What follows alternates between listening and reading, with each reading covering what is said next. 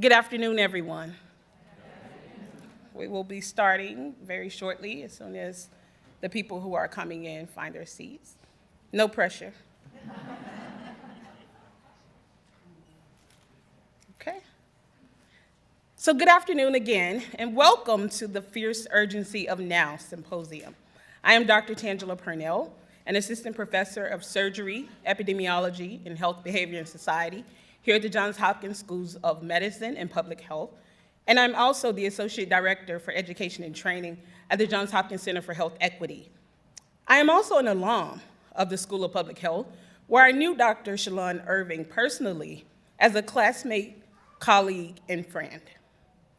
The goals of today's symposium are to honor the life and legacy of Dr. Shalon Irving and to advance the national agenda by highlighting potential solutions to eliminate racial disparities in maternal health. As you can see, we have quite a fierce agenda for today, during which you will hear personal stories about Dr. Irving and the lives she touched. You will also hear about the unacceptable disparities that racial and ethnic minority women face on the path to motherhood. I hope that these disparities startle you and continue to startle you and the nation until we eliminate them. We encourage you to help us promote today's event on social media by using our hashtag UrgencyOfNow2019. In your program, you will also find the Twitter handles for our program participants. In the words of Dr. Martin Luther King Jr., it would be fatal for the nation to overlook the urgency of this moment. The question of why these disparities exist and persist is an important one that we wish to examine here today. However, I warn you, there are no simple explanations to why these types of wicked problems continue to exist. As the author and activist Audre Lorde once said, there is no such thing as a single issue struggle because we don't live single issue lives. Fittingly, in this symposium, we present many issues that are relevant to understanding the scope of this problem.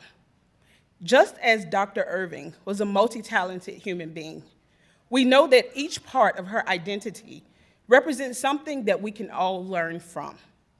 And as you can see in the program, these different aspects of Dr. Irving's life will help to shape the conversations that we have here today. We also hope you will remember the words of Mrs. Mamie Till Mobley. What happens to any of us, anywhere in the world, had better be the business of all of us. We are excited to welcome Shalon's mother, Ms. Wanda Irving, and her daughter, who traveled here from Georgia to be here today. Will you please stand, Ms. Irving?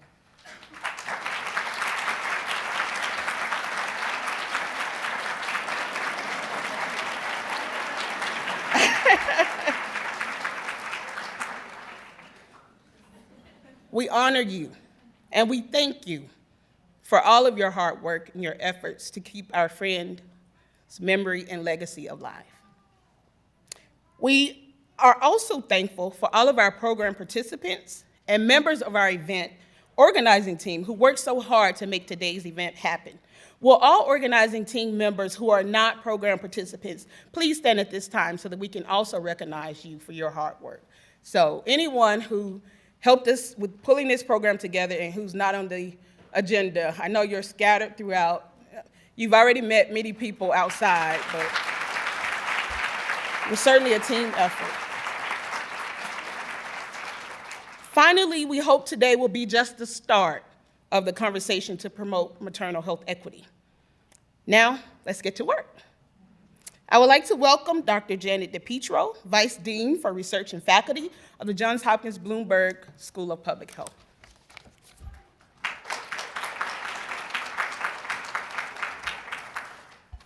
Good afternoon. I'd like to welcome you to the school on behalf of Dean Ellen Mackenzie, who's unfortunately in India right now. Being a dean of a school like this, globetrotting is an occupational hazard. So she sends her regrets. I had a chance to read over the reservation list, and the diversity of groups and people that are represented here are really inspiring. So it includes faculty, staff, and students from all the divisions in East Baltimore, public health, medicine, and nursing. Students, faculty, and healthcare providers from Morgan, Maryland, Howard, GW, Kaiser Permanente, Union Memorial, and Mercy. Representatives from local state institutions, including U.S. Public Health Service, NIH, CDC, the FDA Office of Minority Health, and Baltimore City and Baltimore County health departments, and also many representatives of community organizations, including faith-based and business. I'd particularly like to acknowledge Dr. Janine Clayton, who's the director of the NIH Office on Research and Women's Health, Janine, and Congresswoman Lauren Underwood. Here. And again, welcome Wanda Irving and Soleil, who, if we had a contest for best dressed, I think she would win today, for sure. And so the last thing, group I'd like to thank are the organizers. So Dr. Purnell, Dr. Bowie, the others that were acknowledged, because putting together an event like this is no trivial task.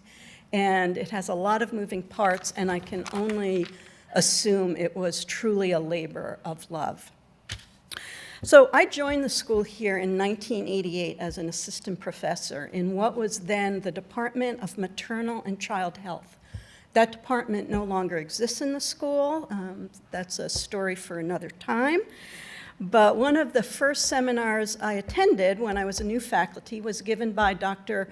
Tim Johnson, who was head of maternal fetal medicine across the street. He's since moved on and became chair of OB at Michigan. And he gave a talk on maternal mortality in which he said that the equivalent of a 747 jet crashes every day in sub-Saharan Africa with women who died in the peripartum. So everyone in the audience head jerked up when he said that. It was such a shocking statistic, and I've remembered it 30 years later. So equally shocking is that 30 years later, we're here to talk about maternal mortality and maternal health in this country, and the shameful and unconscionable health disparities in biracial group. I want to thank you for your deep commitment to both trying to understand what is behind this and for your help in advance for solutions to try to end this. I'd now like to introduce one of our outstanding PhD candidates, a man of many talents, apparently, in the Department of Health, Behavior, and Society, who will sing Lift Every Voice and Sing. Corey.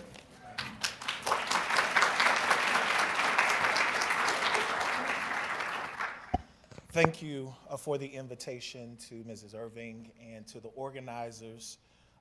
It is really a joy to share in this moment and to contribute to the experience in the way that I've been invited to.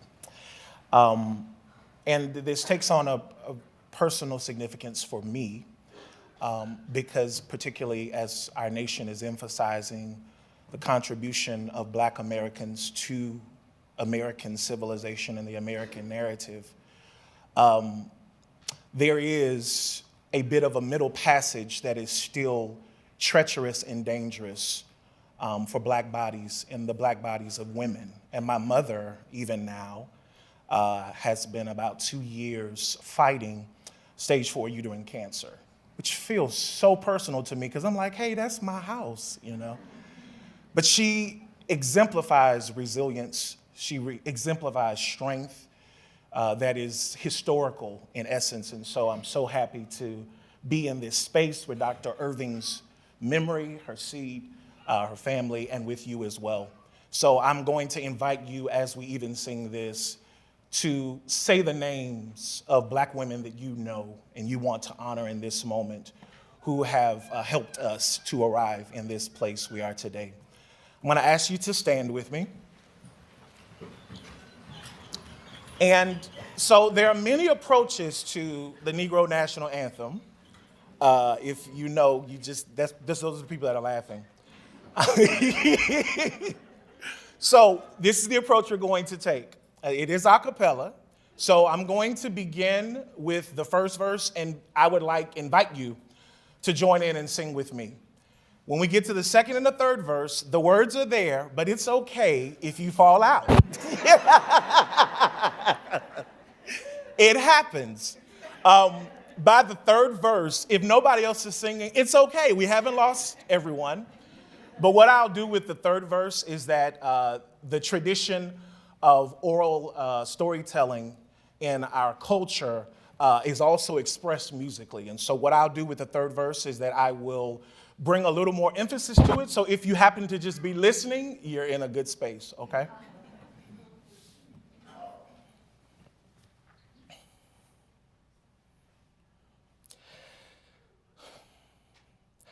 Lift every voice and sing till earth and heaven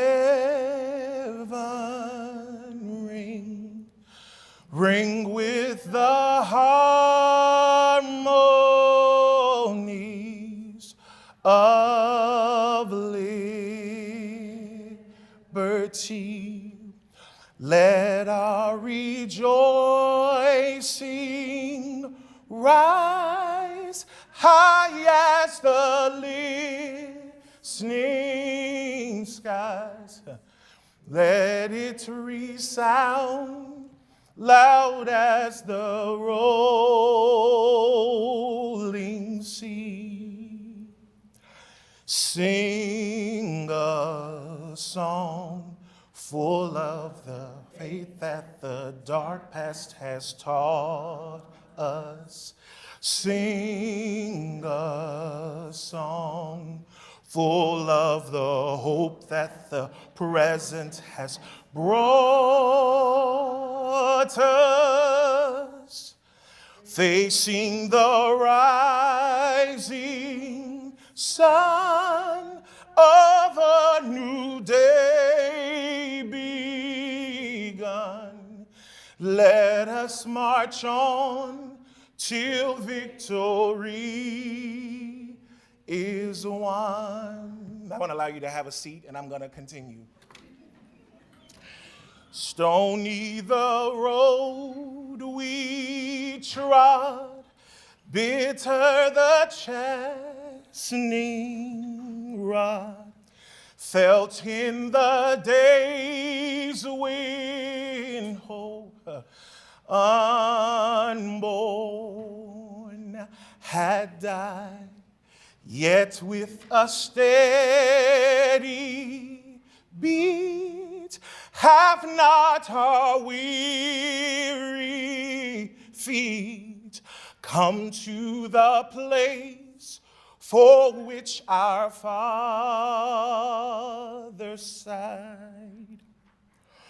We have come over a way that with tears has been watered.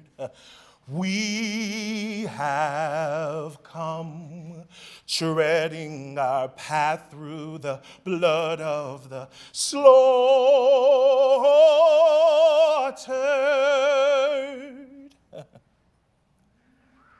Out from the gloomy past,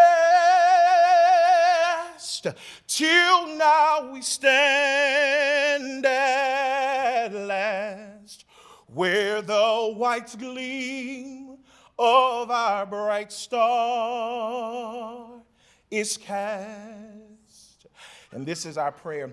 God of our weary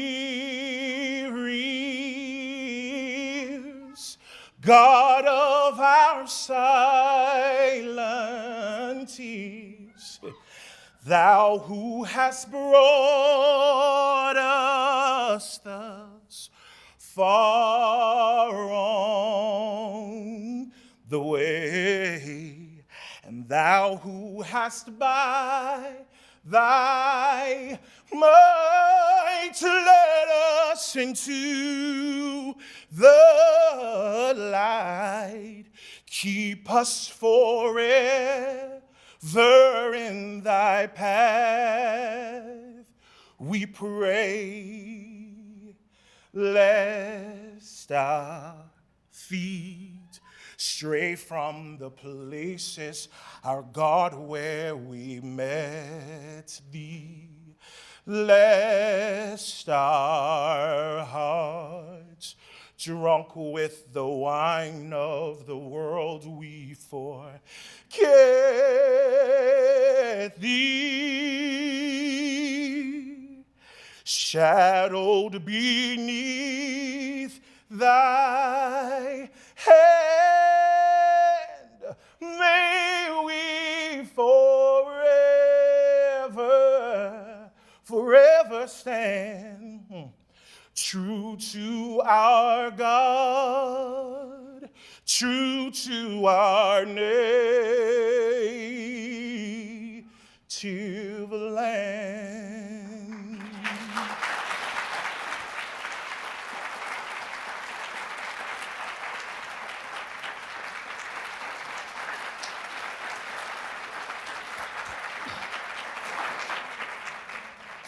That was Mr. Corey Bradley, ladies and gentlemen. You did our ancestors proud, Corey. We now welcome Dr. Marie Dina West and Dr. Lisa Cooper, who will be giving us some welcoming remarks.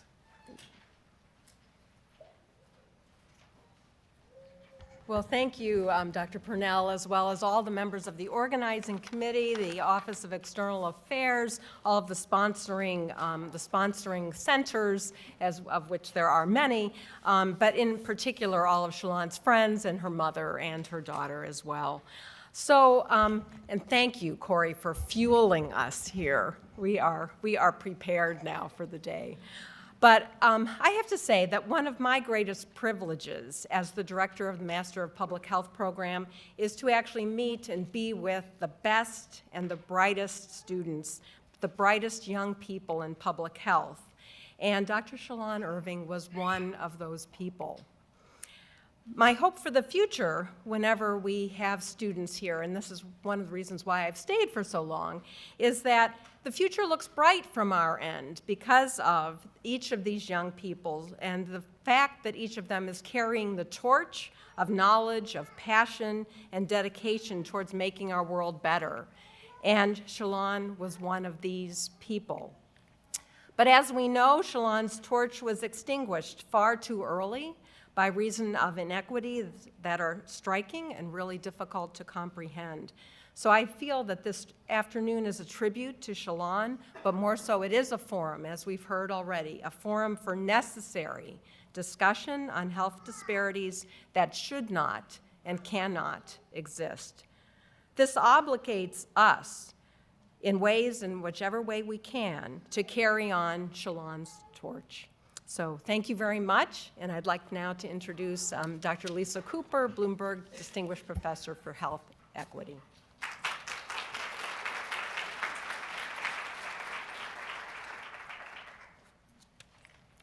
Thank you, Dr. Dina West, and thank you, Dr. Purnell. Thank you to all the organizers again, and welcome. It is my honor as the director of the Center for Health Equity to welcome all of you here to this very special event. Again, also a special welcome to Mrs. Irving, Soleil, to Congresswoman Underwood, and to all of our special guests. On behalf of the faculty, the staff, and our community partners at the Center for Health Equity, we are so pleased to be here and to be a part of this very important conversation. At our center, we envision a nation, a world, and a community in which every person can achieve his or her best health. And this includes every woman, every mother, and every child. So, and to Soleil, you may be too young to remember this, but hopefully your grandmother will tell you this. If there be one thing pure that can endure when all else passes away, it is a mother's love. So Abraham Lincoln famously said once, "God bless my mother. All that I am or all I ever hope to be, I owe to her." And I'm sure many of us in this room feel the same way.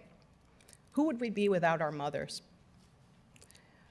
But thousands of African American children live with this reality every day. They grow up without having the benefit of their mother's physical presence or support. Why? Because African American women are approximately 3 times as likely as white women to die from complications of pregnancy and childbirth. The maternal mortality rate among African American women is higher than the rates for women in Iran, Mexico, and Cuba, countries with much lower average household incomes than the United States. And as you've heard already, these disparities, like other health disparities, result from complex interactions among multiple factors that we are going to hear much more about today. But what I want us all to remember is that most health disparities are avoidable. They result from decisions we make as a society regarding how we allocate our resources and how much injustice we are willing to accept as a fact of life. So the responsibility for reducing and even eliminating these disparities is really ours. Today, we're here to learn from past mistakes and to honor the life of Shalon and all the other women who have died during pregnancy or after childbirth by creating a better future for African American women, their families and friends, and our entire society, because we all lose when we live without the remarkable gifts they are to us, and because they deserve better, and we can do better. So welcome, and I look forward to a very engaging afternoon. Thank you.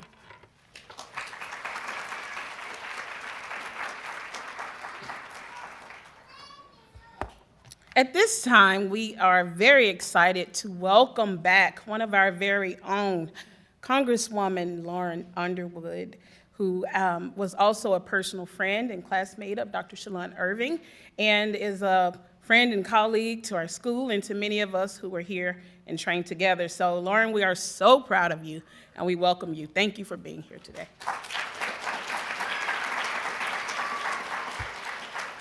Good afternoon.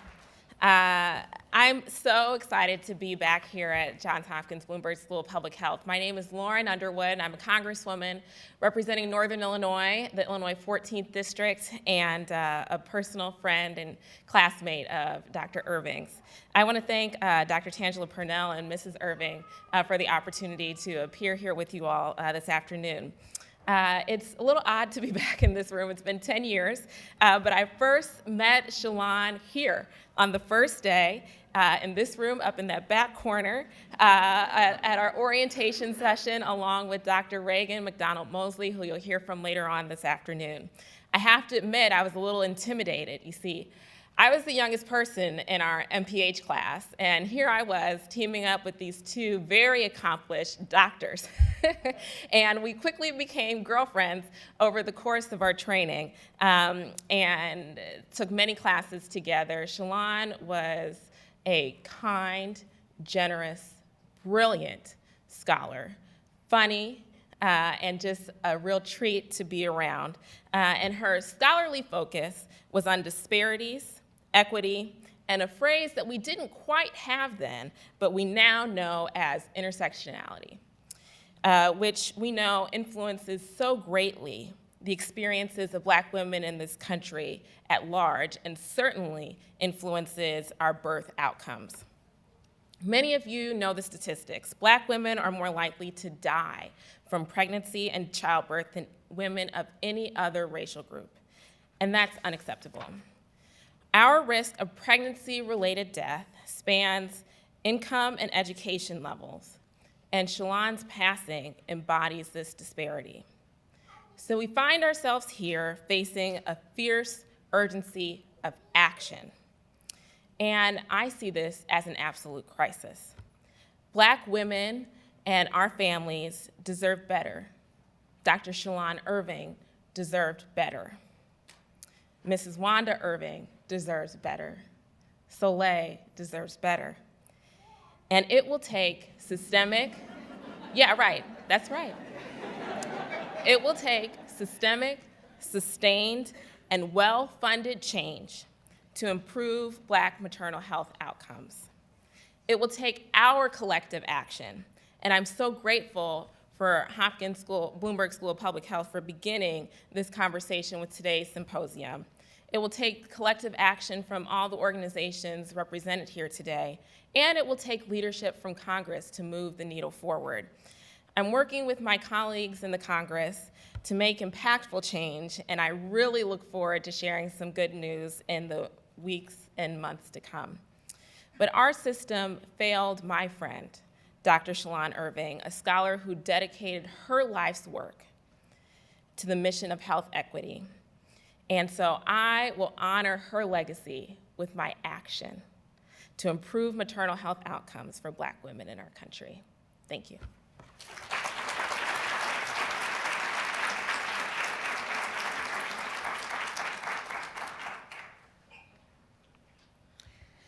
Now we are also very excited to welcome back to the Bloomberg School of Public Health another alum, Dr. Janine Austin Clayton, who, as you have already heard, is the director of the NIH Office of Research on Women's Health.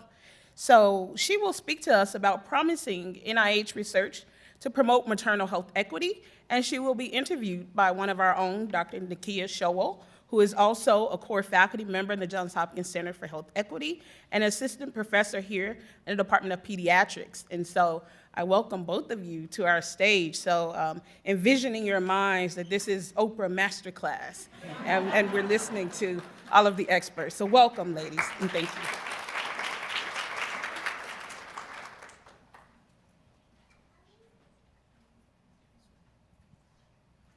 I'm not sure Oprah would have this issue. Are we on? Yes, great. So welcome and good afternoon, everyone. It is indeed an honor to introduce Dr. Janine Austin Clayton. As we've already mentioned, she is the director for the Office of Research on Women's Health at the NIH and the Associate Director for Research on Women's Health at the NIH. Dr. Clayton is the architect for the NIH policy requiring scientists to consider sex as a biological variable across the research spectrum. In her capacity as co-chair of the NIH Working Group on Women in Medical and Biomedical Careers, along with NIH Director Dr. Francis Collins, Dr. Clayton also leads NIH's efforts to advance women in science careers. A board-certified ophthalmologist, Dr. Clayton served as a deputy clinical director of the National Eye Institute for 7 years. Her research interests include the role of sex and gender in health and disease, as well as autoimmune ocular diseases. She has authored more than 80 scientific publications, journal articles, and book chapters. She is a native Washingtonian and a proud alum of Johns Hopkins University, yay. And her medical degree is from Howard University College of Medicine. She then completed a residency at the Medical College of Virginia in ophthalmology, and then decided to come back to Baltimore to do her fellowship training at the Wilmer Eye Institute at Johns Hopkins Hospital in cornea and external disease. She has attained additional fellowship training in uveitis and ocular immunology at the National Eye Institute. Dr. Clayton has received numerous awards, notably the American Medical Association Dr. Nathan Davis Award for Outstanding Government Service, the Bernadine Healy Award for Visionary Leadership in Women's Health, and the Wenger Award for Excellence in Public Service. Please join me again in welcoming Dr. Clayton.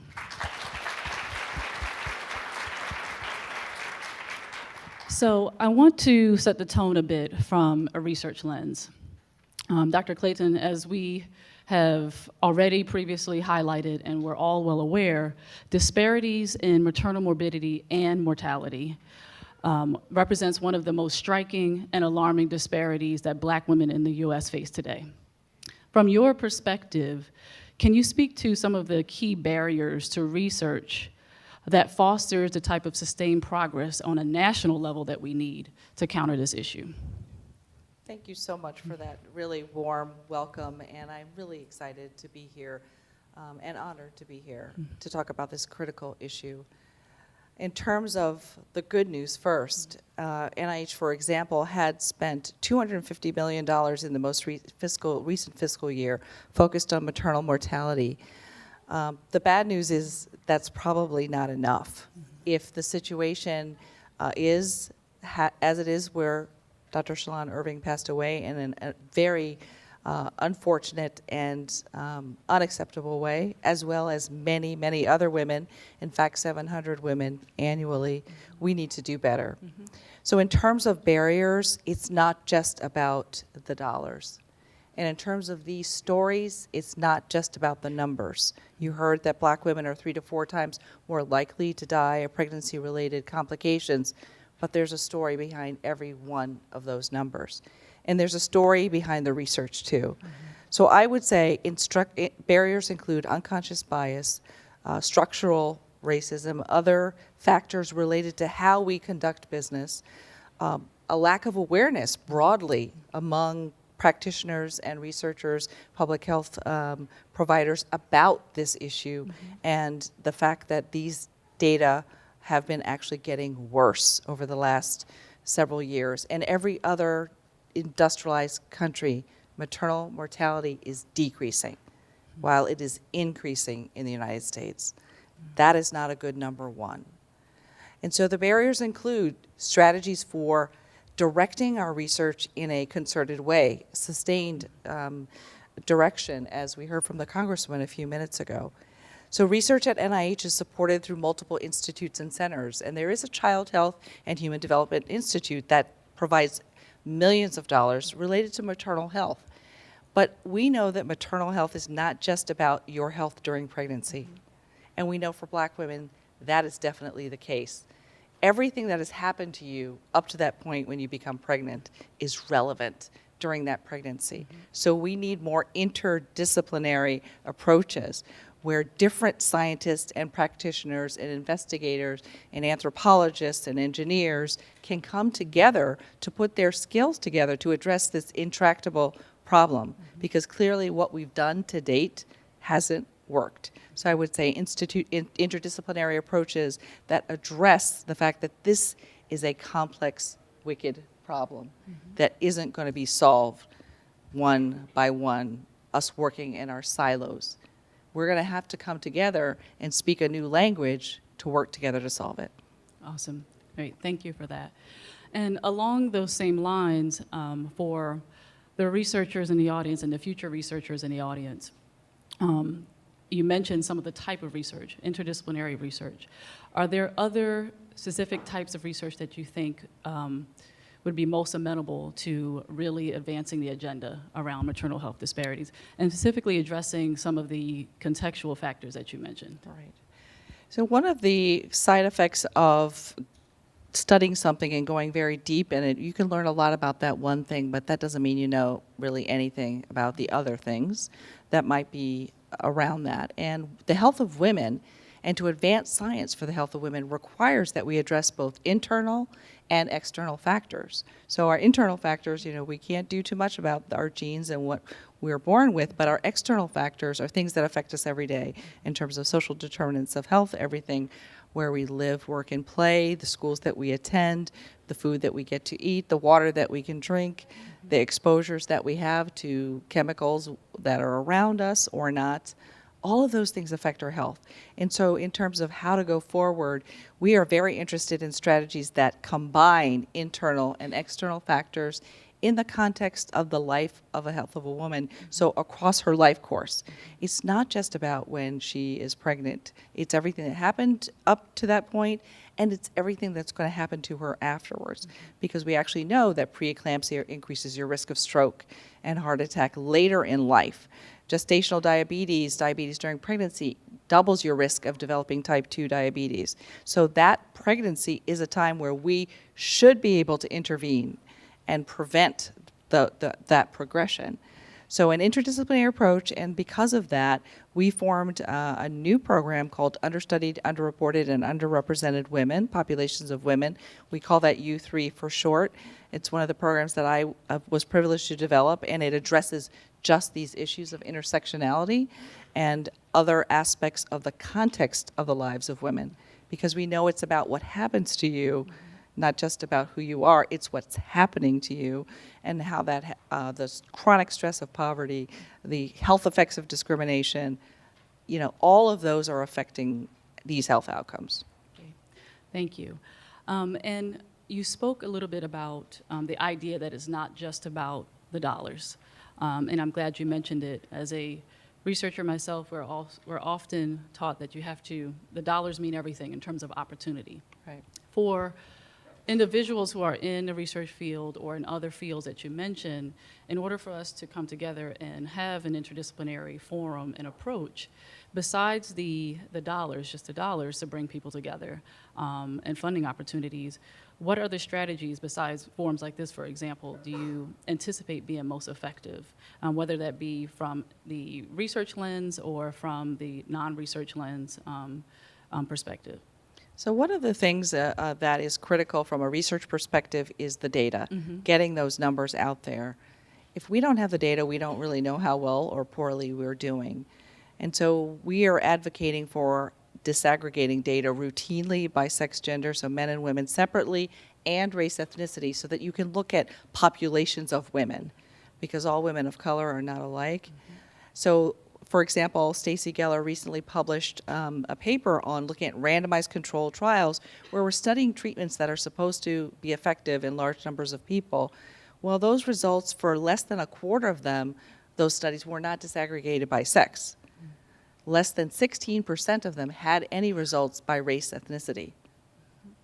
So even if we are investing in that research, if that information is not disaggregated and presented in a way that we can learn as much as we can from every single research dollar about to whom those results apply, to whom that information is relevant, we are not even doing a good enough job with the dollars that we have now.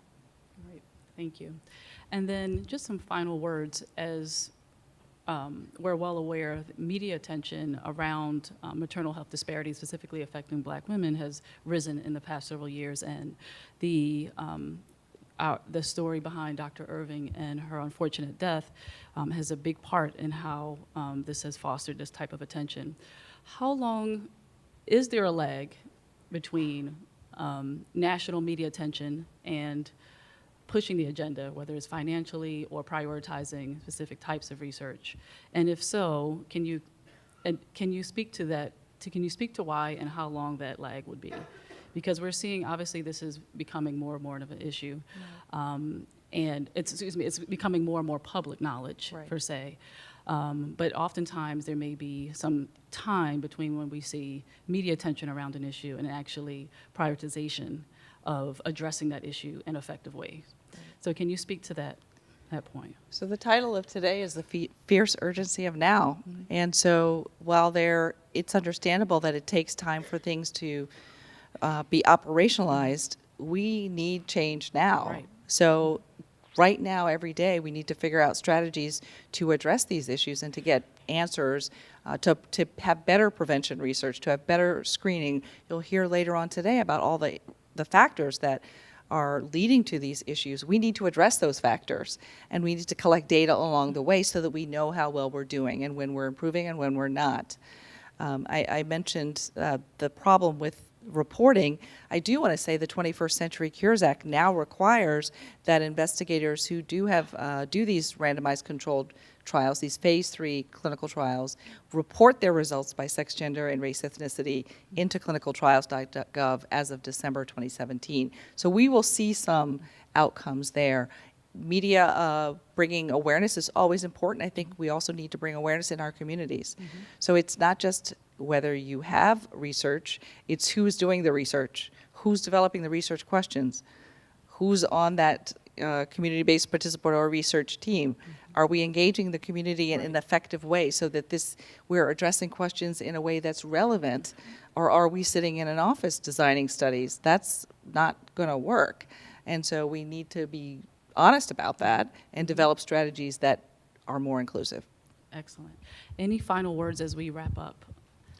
I just want to say I'm really excited to have been asked to be here. It's a super busy day for me, but I wanted to make sure that I could be here with you, and I want to acknowledge Mrs. Irving and Soleil as well, and all the organizers of this meeting. I really wish you the best in the rest of the meeting. I'm going to have to scoot out. Please don't be offended. I will be back. But we have a lot of work to do, and I think that with everyone in this room, each of us has our own networks, our own spheres of influence, and we can make a difference if we are intentional about it. Great. Thank you so much for joining us. Thank It really you. was a pleasure.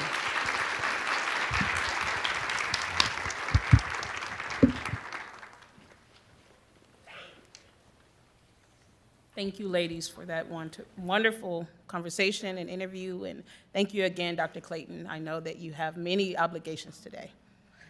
At this time, we want to switch gears a little bit and go back to sharing personal stories about Dr. Shalon Irving.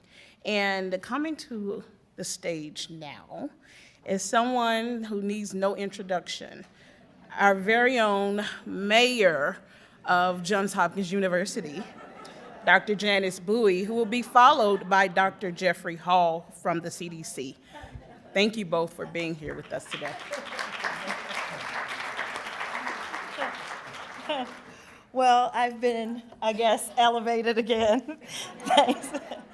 So this is just such a wonderful occasion, and I'm just so inspired by all of you who are here and all of the things that have been said thus far. So I want to start with a little story about Shalon. So I was relatively new in my role as faculty, and Shalon was in my class, and so I walked in one morning, and it was back when people had flip phones. So I walk in, you know, with all my PowerPoints and materials. And so Shalon's on the phone, and, you know, she's just blah, blah, blah, blah, blah, blah. And so I walk up to her, I said, "You have 30 seconds to end that call. Tell Wanda I said hello." She looked at me, and if you knew Shalon, you know, Jeff and I were talking about, she looked at me like, "What?" You know, and you can imagine the rest of the sentence. And so I said, "Yes, I know your mother." And she would expect that you would be dedicating this time to the class.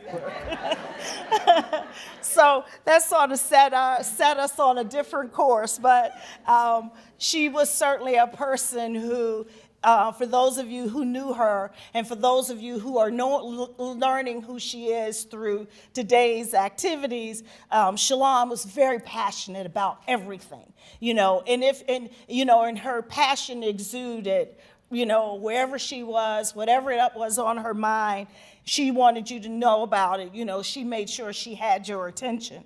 So I was just so honored when Jimmy Lou contacted me. She's with the Office of External Affairs, to say that we were finally getting to the place where we were going to plan this event. And Tanjala Purnell and Lisa Cooper and many of the others here who have been really, you know, for a while, ever since Shalon had been elevated, wanted to make sure that we did not forget the significance of her life, and that we honored her in the most appropriate way, and that our institution, our university, needed to be about the business of making sure that she was recognized, and that her life was not, that her life was honored, that her legacy continues, and that her elevation was not lost. And so I'm grateful for that. I also just wanted to just say a couple of things about this moment, about this topic, because we've been here, we've stood at these podiums, we've been in this room, we've heard about many significant and important public health issues. This is another one of those, but I hope it's not one where it's been ignited, and that it's going to be one where we only give bubbling attention. I hope that we will agree that at the end of this session, that this is the time for mounting, moving work, that we have the resources, that we know how to do what we need to do. And so I hope that we can shift the lens as well from always focusing on the woman and her body to all the contexts that women are in, that poverty in this case is not the issue, that we have to also think about the stresses of racism and how they impact health. We have to think about community structures. What are the supports that surround these women or the lack thereof? And so I know that we have, throughout Congress, through our tax dollars, have, led to some new initiatives and new financial resources. But I hope that with those resources that we won't stay within the usual traditional mold of only looking at the clinical realm, but looking beyond that to the broader context, to looking at systems of care and how they promote health and how they might, in some cases, fail us. And so I just really want to just thank all of you again so much. And I am hoping and asking that you continue to pray and send positive thoughts to Ms. Irving and as she raises Soleil, as she continues to work on behalf of Shalon, that she continues to fight the good fight, and that we will continue to be in the fight with her, and that we won't get weary in the well-doing. Thank you.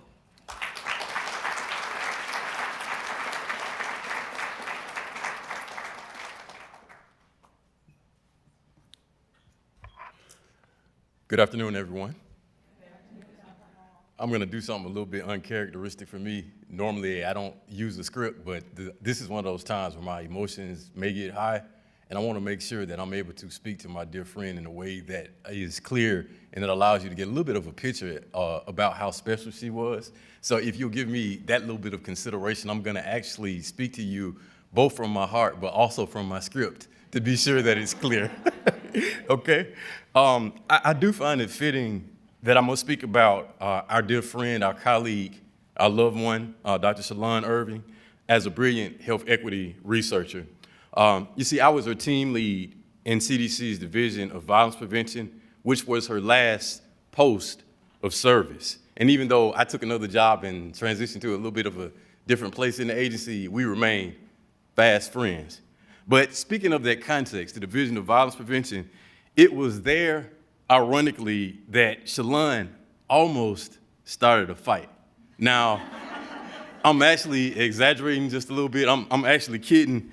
But in her job interview, we quickly realized that we stumbled upon a rare gem whose character, whose skills, and whose facets gave her a special brightness that made her a standout candidate. It's funny to me now, but at the time, I was very serious in that moment, that my fellow team lead leaned over and whispered to me mid-interview while Shalon's still sitting there in front of us and said, "Dude, you better hire her or I will," okay? And what's so funny about this is that he didn't have any vacancies on his team at the time. I mean, so that gives you an idea as to how impressed he and myself were with her presence, with all that she offered at that particular point in time. And I guess it goes to say that I'm no dummy, so I seized the opportunity to hire Shalon, to hire Dr. Irving. And while it's a truth that DVP, the Division of Violence Prevention, hired her, Shalon chose us, and she gave of herself to us while she was a member of our group and of our family. Shalon, as all of you may recognize by now, was distinguished by an unusual mental keenness, an awareness, an alertness, and perceptiveness. Now that might sound familiar. The terms I'm using, they are all descriptors of the word brilliant or of brilliance. And all of these things are characteristic of Shalon. She innately saw structures, systems of relationships, social dimensions of public health problems that went unnoticed, unfortunately, by so many others. And that's sad to say, even at the Centers for Disease Control and Prevention. Moreover, Shalon used her special vision to call attention to situations unseen, life worlds undescribed, and to struggles unwitnessed. And if you know anything about Shalon, she was a champion for those who didn't have a voice and those who were not heard. She saw the value and the vulnerabilities of young children, of youth, and of the elderly alike.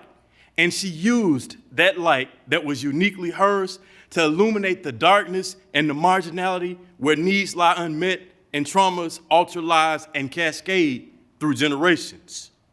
Her brilliant light opened our eyes on far too many occasions for me to be able to speak to as I stand here before you today.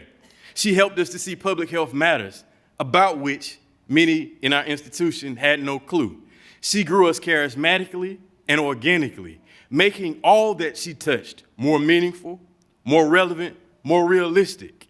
And as she served as a subject matter expert on so many different topics, she brought her unique self to bear, helping us to see special parts of topics such as food security, helping us to better understand social determinants of health, and helping us to realize the benefits of implementing community-based participatory approaches, even as we explore topics such as intimate partner violence, child maltreatment, and elder abuse. Shalon's light, her brilliance, made the world a warmer and brighter place. It burns on in the minds and hearts of all whom she touched, and through her scholarly works, which I hope, by the way, you will acquaint yourself with. Shalon's works on the links between food insecurity and hypertension, violence-related disparities among Black youth and young adults, and intimate partner violence among older versus younger adults, which I'm partial to, by the way, because she partnered with me to shed light on the topic of elder abuse, all had in common the fact that she exposed hidden health gaps, or under-acknowledged public health problems, and unrecognized obstacles to the ultimate goal of public health, which is the attainment of health equity. Dr. Shalon Irving, or Maureen, as I like to call her, which is her middle name, remains a beacon to this day and is a shining example for budding young health equity scientists to follow. It is our hope that she will be remembered not only for how she left this life, but also, and more importantly, for the luminance, warmth, and clarity that she blessed us all with. To help ensure this, Shalon's friends, family members, and colleagues who were members of the Epidemic Intelligence Service at CDC instituted the Shalon Maureen Irving Memorial Award. This Memorial Award and observances like today's events will ensure that Shalon's dedication, her passion, and her poise as it relates to addressing structural inequity will transcend the far too brief time that we shared with her. Thank you.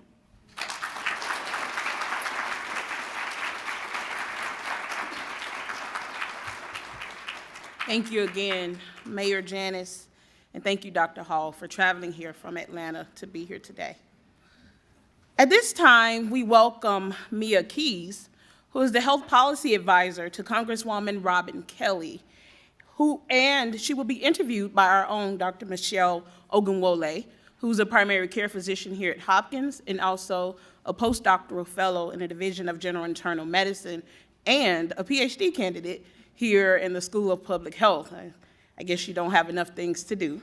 So, well, we thank you for sharing your time with us. And they are going to talk to us about the U.S. policy agenda to promote maternal health equity and some promising things on the forefront of this topic. So welcome, ladies. We look forward to hearing from you.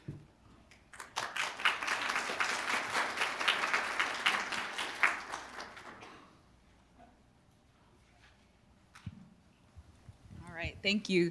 Thank you. Good afternoon, everyone. My name is Michelle Ogunwole, and I am an internal medicine physician here and a general internal medicine research fellow. And my research is actually focused on racial disparities in maternal health outcomes. And specifically, I've been very interested in the role of racial discrimination, both at the individual level, as it relates to the patient-provider experience, as well as the institutional or systemic level in terms of policies and programs that perpetuate these disparities. And as an internist, I've also been very interested in the very vulnerable postpartum period where many complications arise for women like Shalon Irving. And so I'm very excited to introduce my next guest here because she's been focused on many of these same issues through her work in health policy. So allow me to introduce again Miss Mia Keys. So Mia Keys, so she's from Philadelphia originally, but has spent a lot of time throughout the world really working and advocating policies to advance health equity. She has a diverse set of experiences. She's worked locally, federally, and a lot of international policy as well. And as was previously mentioned, she's currently the health policy advisor for Congresswoman Robin Kelly out of Chicago. And she was instrumental in helping to shape some of the language of some very important bills that we're going to be discussing here today. So please join me in welcoming Ms. Keys. Hi, all. It's good to be here. Thank you. Yeah. So before we get started talking about the work that you've done on some of these bills, I did want to give the audience a little bit of context because not everyone is familiar with some of the bills and policies here. I think Dr. Clayton alluded to one thing about needing more data, and so I did want to point out one important bill, which is H.R. 1318, which is the Preventing Maternal Deaths Act of 2018. So this bill actually has recently been signed into law as of December 2018. And again, for those who are not aware, the implications of this bill have to do with how we collect data on maternal health. And so one of the challenges in general in terms of improving maternal health disparities is that we don't really have a systematic way to collect high quality data. So currently, the state of the matter is that different states across this country can opt to create maternal mortality review committees, and these committees can really evaluate different cases of maternal deaths and maternal morbidity, and they report this data to the CDC. Now, this collection of data is very high quality, and it's wonderful, but the challenge is that right now, these states are not necessarily federally funded to do this work. So they rely heavily on volunteers. And as you can imagine, it makes it really challenging to continue to do this work in a systematic fashion. And so one of the big things of H.R. 1318 is that it calls for the allocation of federal funding to actually ask states to create maternal morbidity and mortality review committees. So this is very important in terms of data driving improvement. So it's definitely a win for maternal health advocates and for women and mothers of this nation. You guys can see that there's QR codes here, so you will also send this information out so you can read the text of these bills. But one important thing I wanted to point out is that H.R. 1318 actually does have a small section on health disparities and eliminating disparities, and it talks briefly about some of the data that we've mentioned about Black women in particular. And I think some people would argue that statement is enough to really call out this issue of disparities. But I know that, Ms. Keys, that you've actually worked on a different bill, so H.R. 5997, which is the Mothers and Offspring Mortality and Morbidity Awareness Act, the MAMAS Act. The MAMA Act, yeah. Yes, and I would argue after reading some of this that this act is actually much more explicit in its acknowledgement of the systematic barriers that go on for women, as well as being really specific about the things that we need to do to eliminate disparities. So after all that, can you talk about a little bit about that bill and maybe some of the things that went into creating that bill and why you thought it was important to elevate some of those topics the way that you did in this particular bill? Yeah, that's a great question. By the way, Michelle, this is a fantastic layout of the bills. And I know sometimes, especially when we're talking about policy, it can be such a nebulous concept. So to have this so very accessible is extremely important. And I hope that's a major takeaway for everyone in the audience.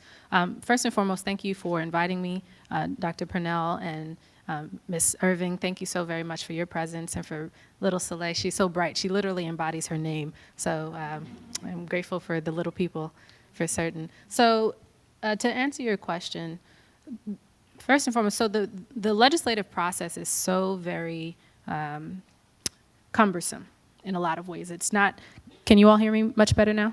Okay. I tend to speak softly, so do give me more of that if that's a problem. The legislative process in the states is so cumbersome. I'm not sure if you all are from the era of Schoolhouse Rock, but I grew up on Schoolhouse Rock, and when I was maybe 7 or so, I was just singing the song, you know, I'm just a bill sitting on steps of Capitol Hill, right, that one, right?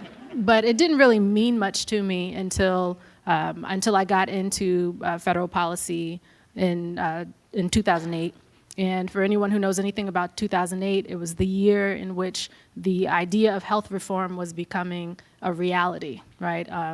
We were working on a major issue that would eventually become the ACA, the Patient Protection, Affordability, and Accountability Act, right? Or what we sometimes call Obamacare.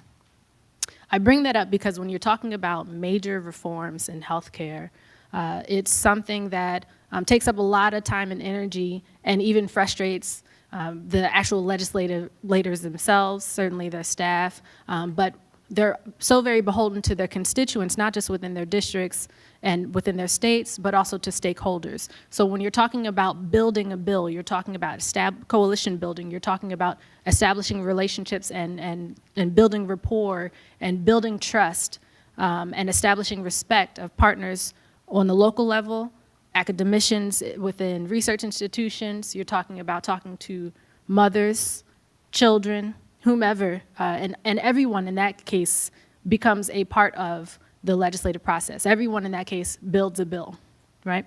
And so do take that with you when you're trying to think about, okay, well, what's my personal stake in building bills that change people's lives and realities? With specific respect to the MAMA Act, this bill took us a little over a year to actually write.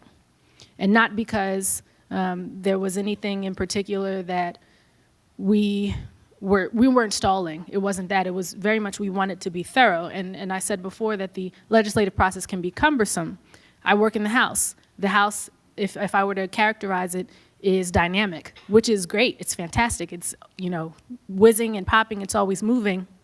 But a lot of times, especially when, and I work for a member who's a Democratic member, we were in the the minority for so very long, and we were in the minority during the entire production and design of this bill. So a lot of what we were doing was messaging, just trying to get the message across like, hey, this is a problem, right? And really trying to help legislators who were supportive of the bill to connect with their other members and colleagues and say, this is not just an issue that women need to be aware of. This is not just an issue that people who are Black need to be aware of. This is not just an issue of people who are, quote, insert any choice vulnerability needs to be aware of. Everybody has a mother, right? So this is why you need to be at the table. And so we took our time with this. We took our time. We listened to the stories. To be even more transparent, there were moments where everyone cried. If Ms. Kelly were here, Congresswoman Kelly, she would be quick to tell you that Shalon's story in particular really hit her hard. Because, as was mentioned, and we all know, she was the epitome of Black girl magic, right? And even forget the qualifiers. She was the epitome of magic, in terms of really, and I wish that I knew her, but in some ways I feel that I do, because I can recognize that drive, I can recognize that spirit, and that ownness that one takes on when you're gifted and you know that you've got to use your resources, because we're only here for a finite amount of time. I know she didn't think that she would be here for the time that she was, but she used her resources to really call attention to major issues. And members of Congress don't often have that time. So we very much rely on the relationships that we establish with players in all fields, to bring us the perspectives of what happens on the ground. Okay, boom, we got that. We'll pour that into the bucket to write the bill. Or someone else comes to us and says, well, we forgot this. You're so right. Before we put it in, let's talk about it. Or we disagree with this point, and we're not afraid to say so, but we want to make sure that we're capturing as much as possible. So this was a heart-wrenching process, but we do know that once the bill passes, because this bill we're going to reintroduce next month, and now that Democrats are in the majority, we're still very much willing and open to and wanting and hoping that our members across the aisle and across the chamber will continuously come to the table.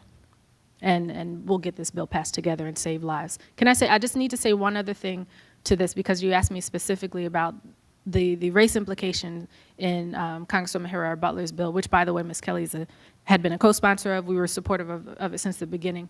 The HR 1318 was fantastic in really calling for resources that have to go into MMRs, right, maternal mortality review committees and such like that on the state level. And it mentions that Black women die at disparate rates. And I stress mention because it is a mention, but Shalon, I know, had, I'm not on Twitter, but I follow people's Twitter pages, right? She tweeted, is it tweeted? She tweeted once. I was going to say twitted. It's a twit? She once tweeted something to the effect of, you know, I see inequity, I see injustice, I see racism, and I call it by its name. The Mama Act calls racism by its name. Race is not an issue when you're talking about mortality and morbidity with respect to pregnancy. It is not race, because all women are dying from it. It is racism. And when you're talking about dealing, absolutely, it is racism. Yeah. And unfortunately, you can't legislate away racism. I can't write a bill that says racism shall no longer be. Ms. Kelly can't sign it and then take it to the president and and sign it into law, right? She can't do that. But what we can do, and what legislation can do, is, again, work with our partners in the media, work with our partners in academia, work with our partners in clinical and non-clinical settings, and say, this is what racism looks like in the clinical setting. Interpersonally, it could feel like I'm being dismissed. It could feel like I'm not getting the treatment plans that I require. This is what the stress overall racism looks like when I'm out and about in the streets, when I'm at the supermarket. So all of us can be a part of calling it by its name and making sure that we're elevating that conversation. It is racism and not race. Okay, I'll hush now.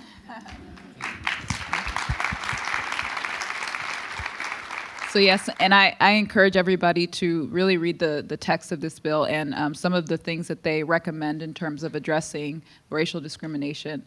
I think the other important thing that this Mama's Act brings up is the idea of access to care. And so, again, in this bill, there's a quote from the CDC about a statistic where the CDC mentions that 60% of maternal deaths are preventable. And in addition to that, almost half of those deaths occur in the postpartum period, which can be up to 1 year after pregnancy. And so because of these kinds of statistics, there's several MMR committees as well as organizations such as the American College of Obstetrician and Gynecology have recommended increased surveillance during this time period. However, for many women, especially women who are on Medicaid, who are disproportionately women of color, we know that their coverage ends 60 days after they deliver.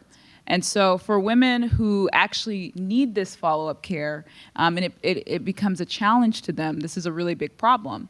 And so I know with you, because of your work with Congresswoman Kelly and the Congressional Black Caucus, and I know that you guys have been focusing on healthcare access as well. And some of that comes into the language of this bill. And so I just wanted you to talk a little bit about the notion of access and why you thought it was important to make sure that that was included.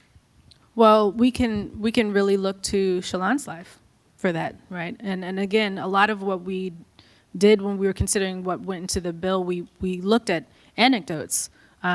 Research is terribly important. The numbers tell a serious story, but we have to have the stories of real lives. And what we were seeing over and over again, a lot of women were dying after they gave birth, right? So in the postpartum period.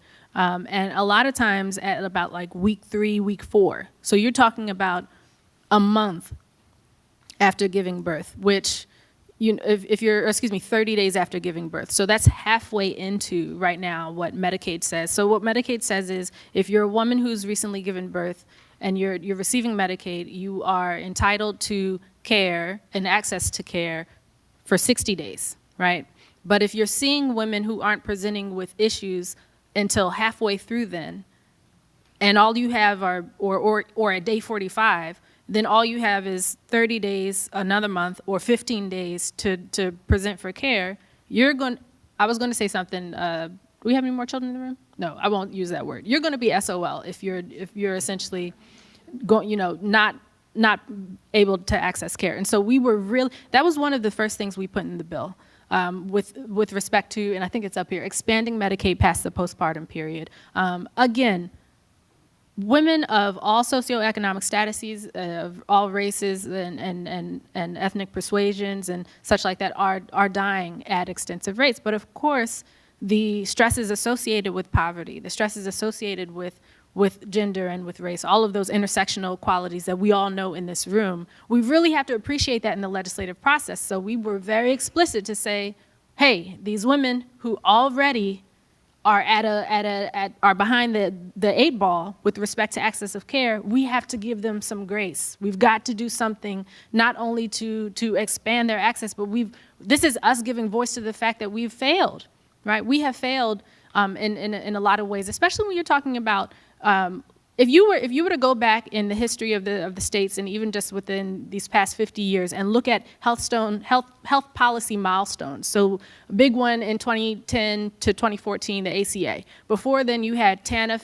and welfare reforms in the 1990s. You had issues with respect to Medicaid and Medicare were established in the 1960s during that civil rights era, right? But there was a lot of health policies that were more broad. They weren't necessarily gender specific. So we wanted to ensure that by bringing voice to the fact that women, disparately, are care providers, primary care providers of children, and they are going without care. We've done a great job historically, especially in the 90s, of expanding of providing care through CHIP for children, right? So we're taking care of children, and we will always take care of the babies, right? But we've forgotten about the mothers. Yeah. So thank you. I think that we're running out of time, but Okay. if there's any other comments that you have for our audience or any closing thoughts in terms of how all of the people here may be able to contribute to policy change, Yeah. we would love to hear it. Okay, so very quickly, the ways that you can foremost contribute to policy change or even just bringing issues to the attention of your member of Congress. Contact them consistently. You all are academicians. If you send an email to your member of Congress, and by member of Congress, I mean their proxy, their staffer, who handles a certain issue. So say, for instance, you have an interest in transportation policy. You want to contact the person who handles the portfolio, the transportation portfolio in your member's office, and be very polite. Be polite. Be polite. Because I know as a staffer what happens. I've seen emails and you run your resume and it's like, so you need to meet with me. Delete. No, I don't delete. I'll just answer at the end of the day. But sincerely, you want to make sure that be in touch, ask questions. Don't always come with an ask, just ask questions and say, I've noticed that you've worked on this issue. Well, this is an issue that's indirectly related. Would you be willing to sit down with me and talk to me about your issues in this area, and perhaps, I can be of service to you. I can help you to help me.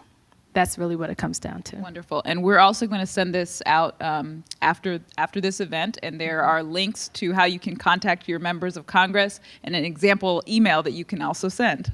So, I like that. All right. Thank you, Michelle. Thank you much.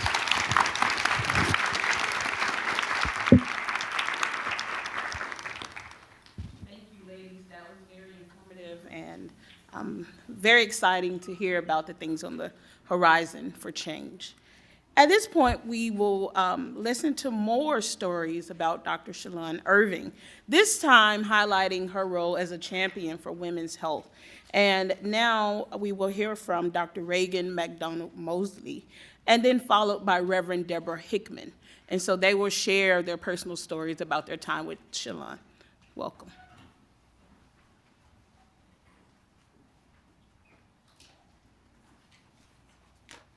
Good afternoon, everyone.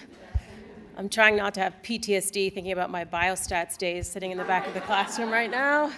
So if I drop a little sweat, please forgive me.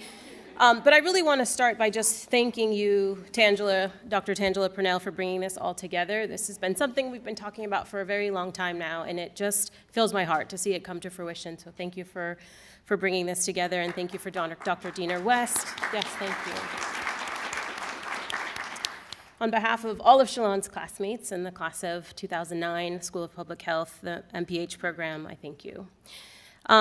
So as Congressman Lauren Underwood, it feels so funny to say that, said, the three of us met in the back of the classroom here almost 11 years ago We met at an inflection point in our lives. I was a recently minted OBGYN who had moved here to start my fellowship in family planning, and Shalon had just finished her PhD in sociology and gerontology. We were both excited to be doctors in our own right.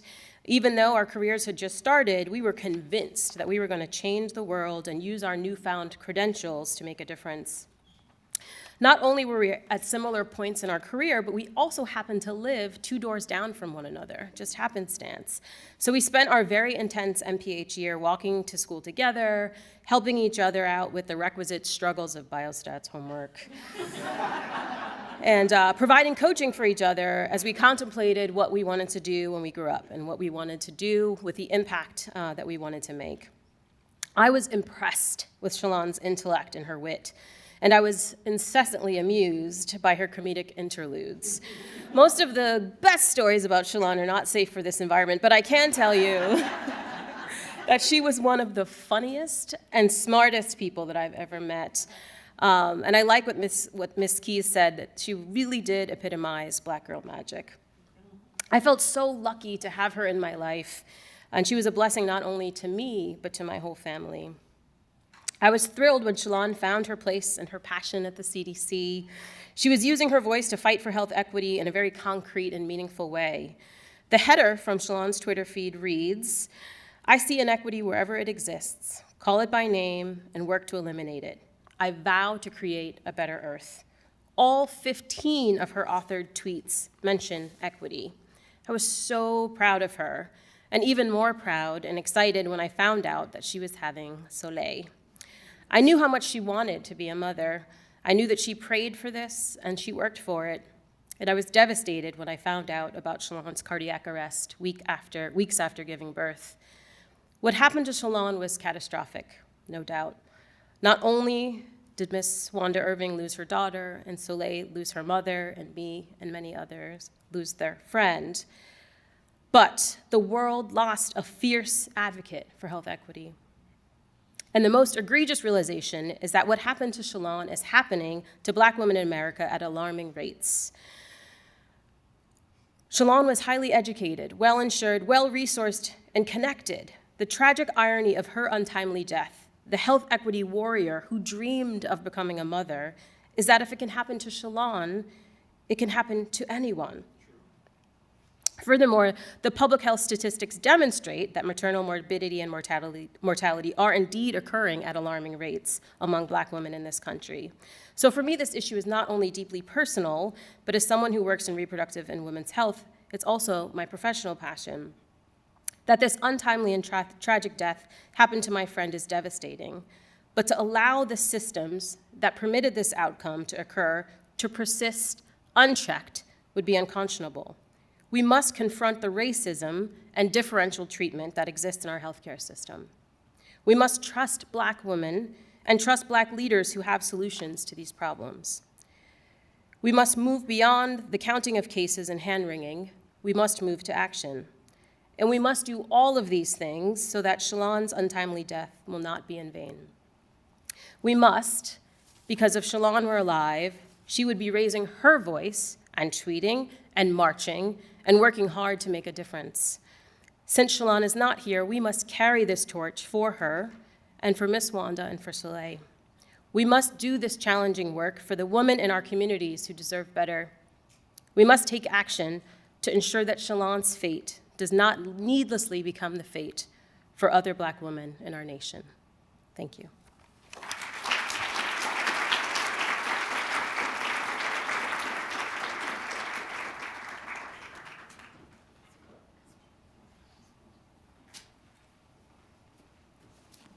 Good afternoon.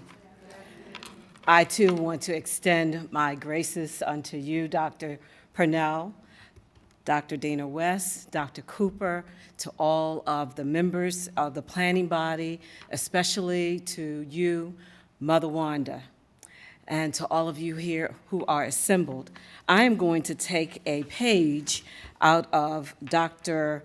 Hall's book and state that to you, Dr. Purnell, that I called her and said, "So what is it that you want me to do?"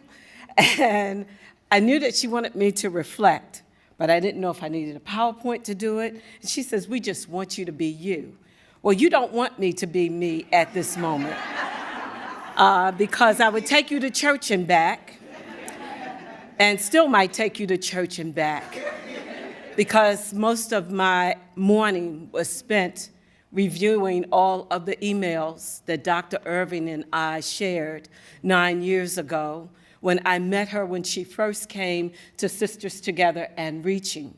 She came there as a fellow with the Kellogg Health Scholars Program.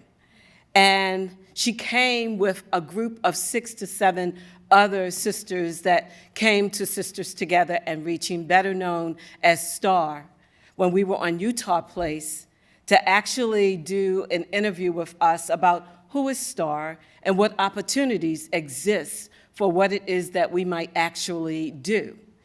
And she was the only one in the room that, as they were introducing herself, she was posed, like she was glistening, like, right, I got this. I came because I want my internship, my fellowship to be here. And so as everyone went around the room and introduced and talked about the field that they were interested in, when it came to her, she says, I'm interested in being right here. And she went on from there that she had a fierce interest in being at Sisters Together and Reaching. She said she had heard that we did good work. So I am honored to be here today to reflect on the life of Dr. Shalon Irving, who held a master's in public health.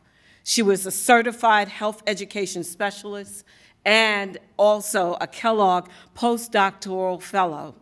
She spent time working with Morgan State College. She spent time here at Hopkins.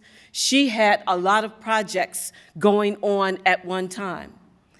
If I look around this room, I probably have 10 daughters that I did not give birth to, but all of which I said the same to her that I said to most of them that are sitting here. One will probably smile a lot, that you can't keep taking on all of these things and expect to get all of them done. But slow yourself down and take care of this first, and then this, and then this. Otherwise, you'll always find yourself not getting done the things that you need to get done when they're supposed to be done and on time. But she argued back with me. She had not a problem to say what she needed to do. So at Sisters Together and Reaching as a mentee, and I as her mentor, from my first encounter when we were introduced, I fell in love with Shalon, and I believe she fell in love with me.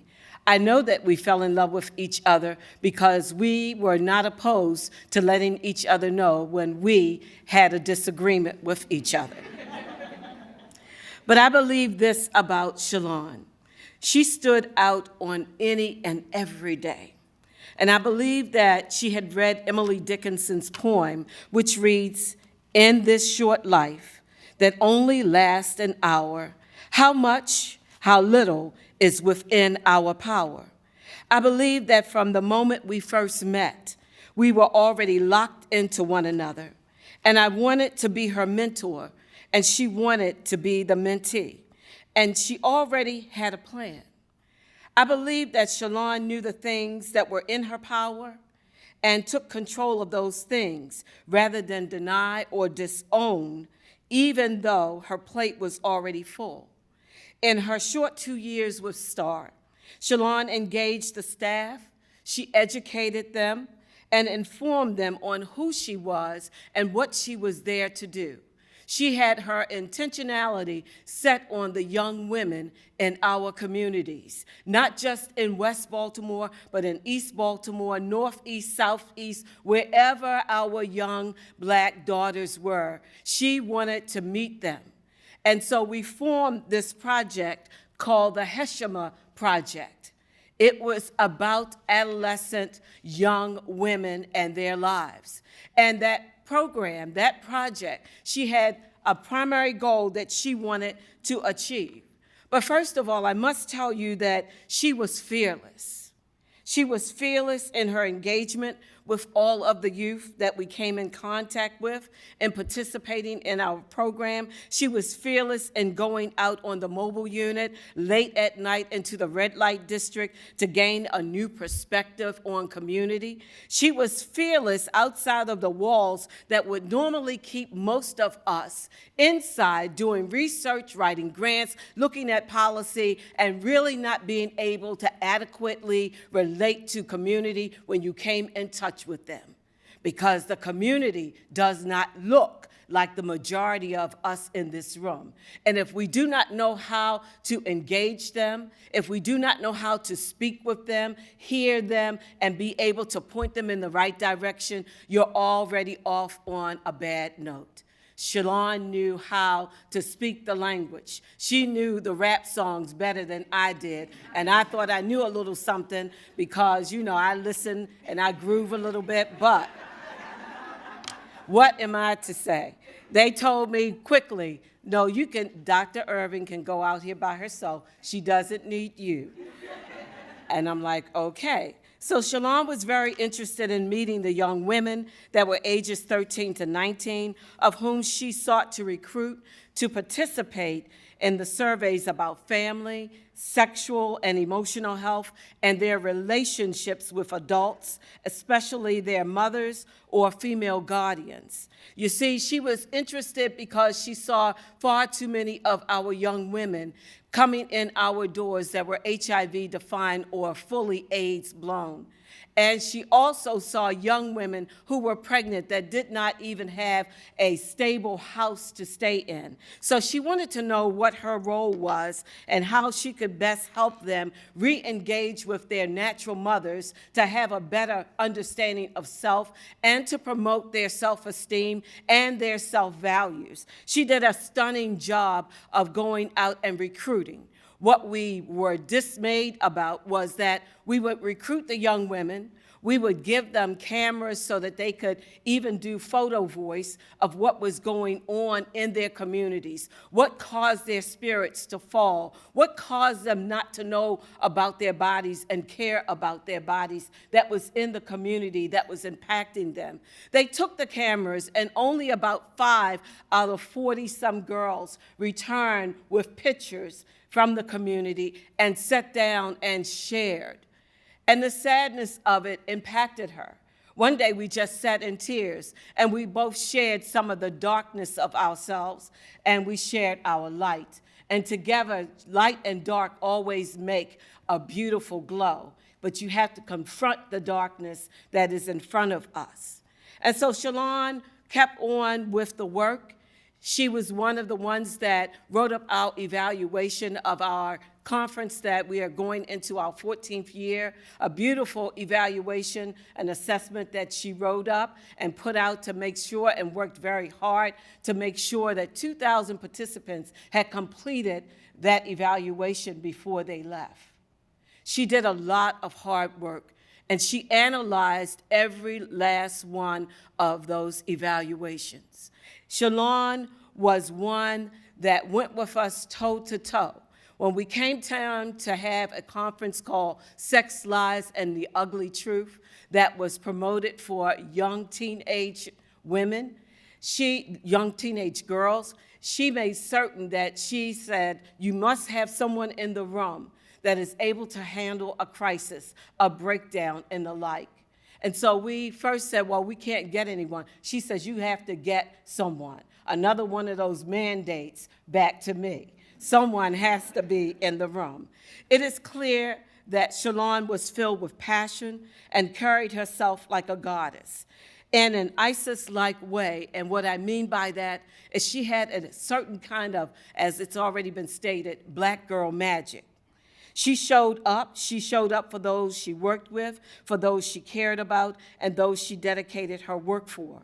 Understanding that fear is our worst enemy, sometimes she was very quiet, But she was a nurturer. She was a natural mother, especially in her concerns for our younger women, as I've already stated.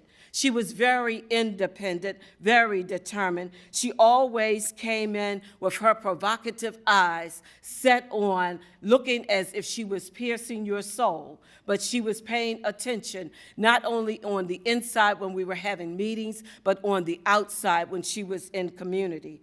Like all of us, she always wanted to share, but she did and she did share, and she also gravitated to hold on to those young ladies that did participate. Our worst night was the night that we waited for 10 mothers to show up that did not show up. Did not show up. And we were quiet like we are now. Because the travesty is that sometimes we bifurcate so much that we miss the point that if you talk to the mothers and you write bills for the mothers, you have to write them for the daughters as well, for our teens. We cannot continue to break the family apart, but we must find bills that bring the family together, that are very inclusive. She was very much one that put all of the pieces together, because if we keep going at it piece by piece, we will never get very far. So I'm closing now, and I know some of you might say hallelujah. Like all of us, we must do our part. We must be as she was, eliminating fear, becoming empowered, compassionate, balanced, projecting love and kindness into a world that can sometimes leave you angry and frustrated. In the fierce urgency of now, it is to ensure that her daughter, Soleil, continues to be raised in a manner that reflects that goddess that was in her mother, that her mother would have instilled in her to be self-confident, self-aware, and instill that same confidence into others, to be that person that is intentionally purposeful in her spiritual, educational, and occupational desires as she moves through this life. And may it always be instilled in Soleil that she has a sound foundation from conception to delivery, knowing that as she arrives into her youth and eventually her womanhood, that she can be whatever she desires to be, and always know that she had a legendary mother that gave her life. And in the urgency of now, she would still expect her to follow in her footsteps, to advocate for those that cannot advocate for themselves. In the urgency of now, I leave you with this.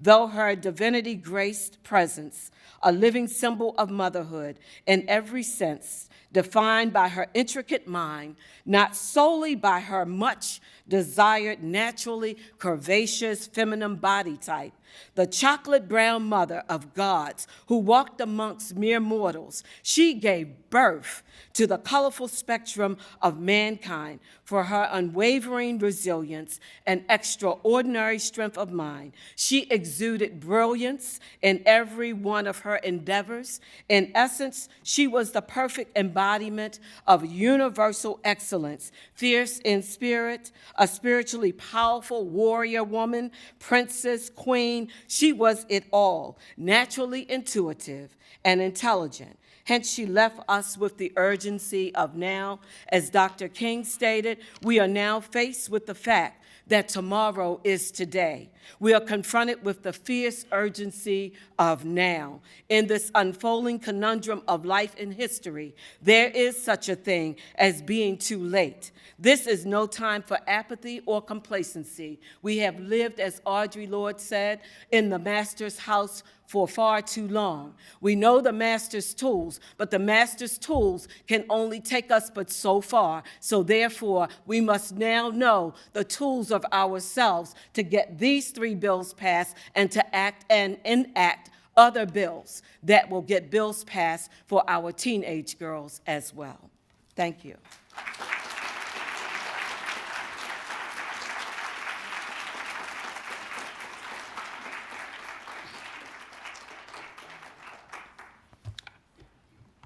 Thank you, Reverend Hickman. And thank you, Dr. Reagan McDonald Mosley.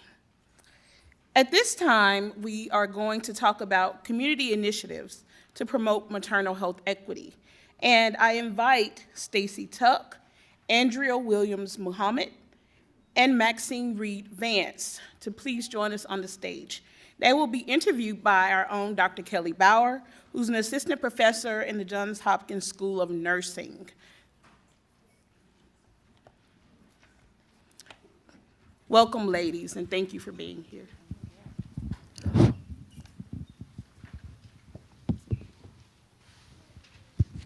Okay, so I'm so pleased to be here today to introduce you to 3 women who I have the great privilege to call colleagues.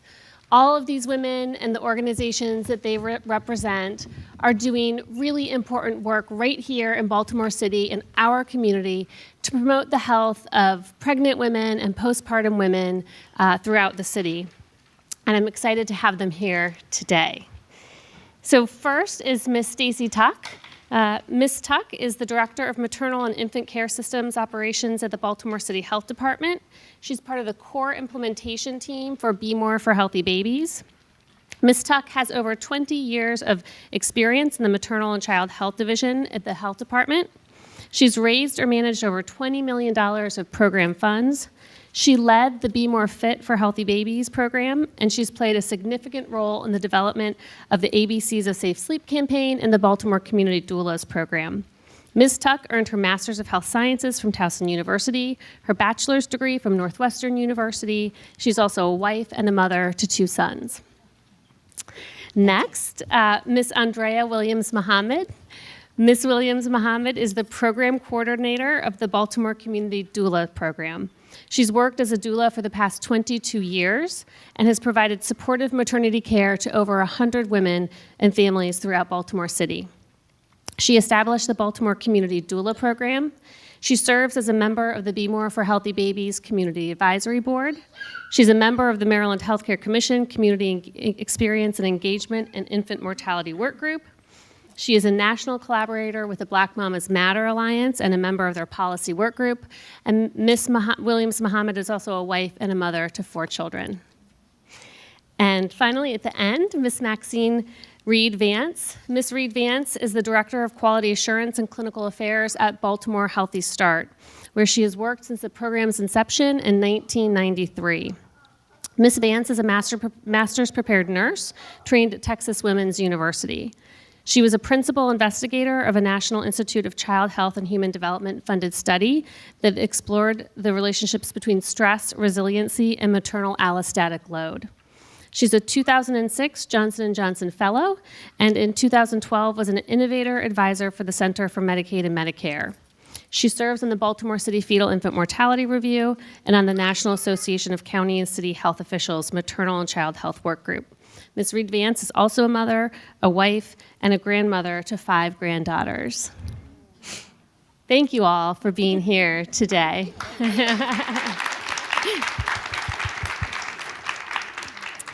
So, Ms. Tuck, I'd like to start with you. I think it's really important to talk a little bit about what Be More for Healthy Babies is, because it's not a standalone organization. It's really a citywide strategic initiative that brings together organizations. Can you tell us a little bit about Be More for Healthy Babies and how it promotes the health of women? Absolutely.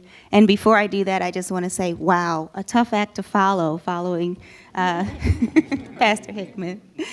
But I look right out and I see Janice, who's a former colleague of mine, and now I'm not nervous anymore. So, Be More for Healthy Babies. As Dr. Bauer just alluded to, it is not a single organization. It is a conglomeration of several organizations. In fact, over 150 different organizations across the city of Baltimore are working together to combat not only infant mortality, but now maternal mortality. And given the gravity of the situation that we're discussing, it takes all of those organizations working together and more. So it is just essential that we continue to work together in the way that we are. Be More for Healthy Babies is led by the Baltimore City Health Department, and we have a few key implementation partners that I'll mention, but of course, I will not name all 150 partners because we'd be here all day. The Family League of Baltimore is also a key implementing partner of ours, as well as Healthcare Access Maryland. And we actually work more closely in 2 different communities in Baltimore City. That's Patterson Park North and East and the Upton Druid Heights communities, because those were 2 of the communities that were identified with very, very high mortality rates when we founded Be More for Healthy Babies.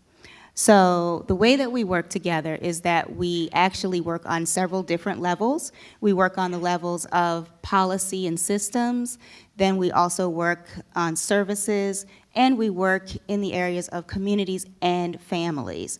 So what we do is we need to make sure that all of those different levels are working together, because as Pastor Hickman just alluded to, you can't just do something in a silo. You can't just focus on one part of an issue. So it takes policy level work on down to the work happening in individual communities. And I'll allude a bit more later to how we do that.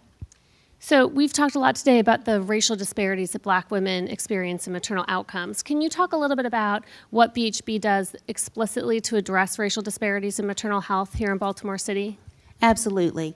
So a word that I had written down on my notes prior to getting here that I heard echoed over and over again today was intentionality. We are very intentional about addressing maternal mortality and health disparities in our work. We actually do everything that we do, and I'm looking out in the crowd and I see many of our partners who have actually vowed to keep these partnership principles that we have drafted and crafted that we work from. And we vow to work from an anti-racist perspective in doing our work. We vow to give credit to partners. We vow to work with community members. We vow to do more listening now than talking, which I'll be quiet in a bit of a minute and actually exemplify that and let our community partners speak. But some of the ways that we more concretely address disparities in maternal health would be in starting our community advisory board, which we began a few years ago. And Kelly, you were very instrumental in helping with that from a grant that we actually got from Hopkins. And that community advisory board is really instrumental in being part of the governance for Be More for Healthy Babies. No more do we just listen to folks from the mayor's office and people from different medical institutions and various other folks that are not right there being impacted for how we direct our programs. We now have an active, vibrant community advisory board that helps us to make key decisions, that holds us accountable to looking at our budgets. And I'd be remiss in making it seem, painting this picture that everything is great. It's definitely been a work in progress in making sure that we're listening to the community members and making sure that we're hearing when they're calling us on the carpet on things that we really are not doing as well as we could be doing. Another thing that we have is a racial equity working group, and I encourage outside organizations to become involved in that. And then some of the services, 2 more bullet points I have. We do offer services such as home visiting, and you touched on the teen population. The program that I direct most closely is a program that does home visiting services to first-time mothers. In addition to that, we have group-based approaches as well, and we've tried to streamline and standardize a lot of the services that we offer. And another thing that I want to say, and it's the last bullet point, and it's something else that's been touched on here, is really just making sure that all of the data points that we have, we do disaggregate those data points by race. And then we go a step further beyond that to make sure that we are sharing the context of that data. We've looked at perinatal periods of risks analysis. And in our Fetal and Infant Mortality Review Committee, I'm looking at Kathy Costa, who directs that initiative and so much more at Be More for Healthy Babies. We actually have really totally revamped the process of reviewing the cases of infants who have died, and also, of course, looking at the mothers' lives, to really look at the context of that family unit and to talk about all the structural racism in different institutions that have touched those moms and babies' lives. Thank you. Yeah. And so Baltimore Healthy Start is one of the BHB partner organizations. So Ms. Reed-Vance, can you talk to us a little bit about the various services and programs that are offered through the Baltimore Healthy Start in addressing maternal health? Well, thank you, Kelly, for inviting me, and Dr. Serena, thank you for allowing me to be on this august stage, I guess. Before I start, I just want to give a shout out to Shalon.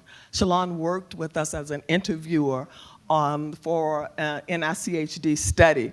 And I brought my boots in remembrance of Shalon because she wore those boots all the time. It could be 100 degrees outside, and Shalon would have her boots on. She was bright and funny and humble. And like Reverend Hickman said, she did not mind going into community. And I loved her. She was the best. Baltimore Healthy Start was, in Baltimore, one of the initial 15 demonstration projects across the United States under then President George Bush 41. The infant mortality rate and the disparities was brought to his attention by Louis Sullivan, who was his Health and Human Service Secretary, and he dispatched funds for 15 communities across the United States, and Baltimore was one of those communities, having an average infant mortality rate of 22 per 1,000 live births at that time. So here we are 20 plus years later, waiting for funding. We should know in April, pray for us. There are 100 programs in 37 states, and we have various models in those states because we are community-driven. And that was what Louis Sullivan mandated to the president at that time, and he talked about that sometimes later, saying that he actually did say, look, when we do this, we want community involved. And so our model is really comes from community and what community wanted to see. We are a 501c3 standalone community-based organization, and we serve at least 1,000 pregnant women every year. Our programs are not just home visiting, and we do home visiting in communities. We serve approximately 16 census tracts across Baltimore City, and we engage them in the home frequently, but we are not just a home visiting program. Baltimore Healthy Start has GED programs. We have breastfeeding classes. We have the Circle of Security parenting, and we have mental health on site. We also have two programs that are really dear to me, and that's a parent leadership program where we teach our clients to be leaders and advocates in their communities.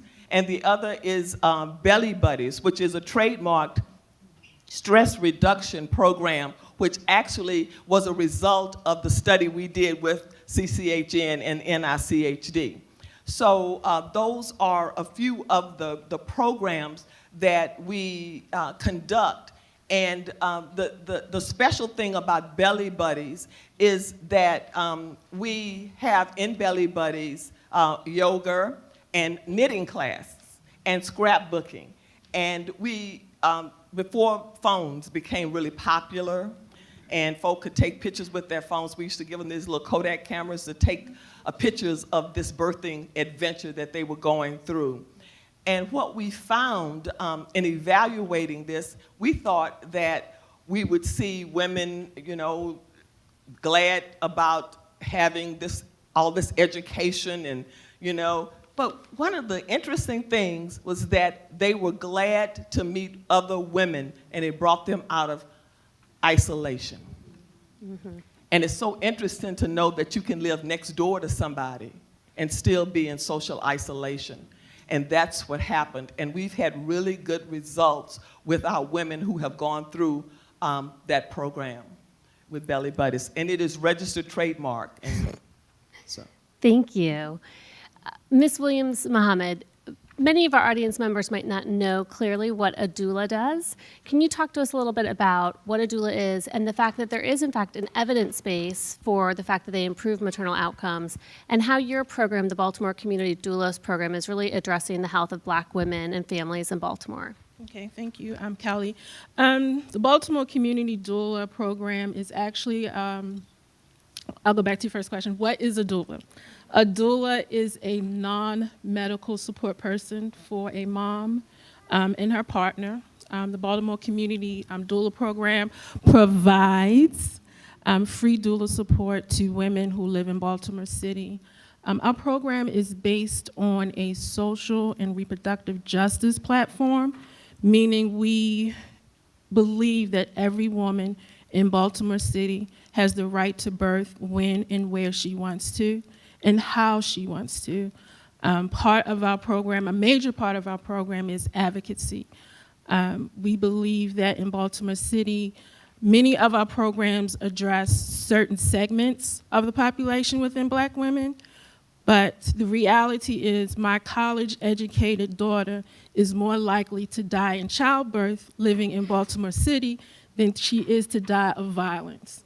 And that is a sad statistic. My son, his wife is more likely to die in childbirth than she is walking the streets of Baltimore City. Our model is a different model than the doula model that you will see out when you go home and Google it. Whereas a traditional doula will provide a visit, maybe 2 visits in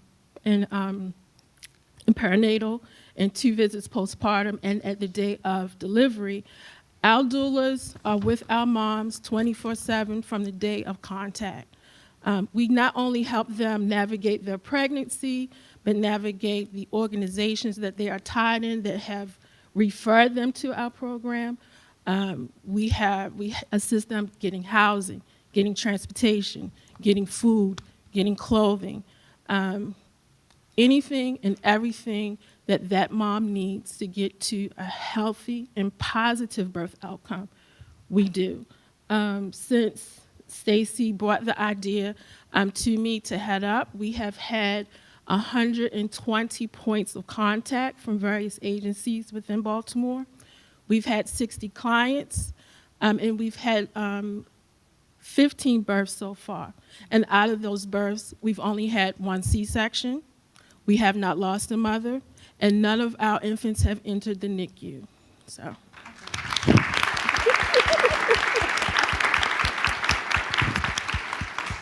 Thank you. So unfortunately, we are at about our time, and we are just scratching the surface of the amazing work that the 3 of you and your organizations do. So I apologize to you and our audience members. I do want to point out that Be More for Healthy Babies is supporting 3 pieces of legislation that is currently being heard by the Maryland General Assembly. They're up here, and they will be distributed to our audience members after the symposium today. So thank you to the 3 of you for being here. Thank you for the work you do to lift up the health of Black women in Baltimore City.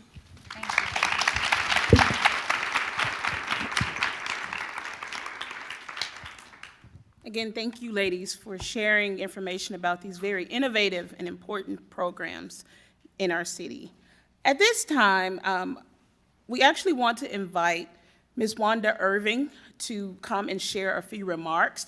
And although we will officially be out of time afterwards, we want to invite Dr. Joya Creer-Perry to come and be interviewed by Dr. Chidima Ibe, so we've already talked about many of the barriers within the healthcare encounter, including racism and communication, but I know that your organizations, the National Birth Equity Collaborative and also Black Mamas Matter, have been doing a lot of the on-the-ground work for a very long time. So before we leave this forum, I would like to invite you and Chidima to share for a few minutes about what some of the new programs are with your organizations and how we can help you to advance those agendas. But at this time, please join me in welcoming Ms. Wanda Irving.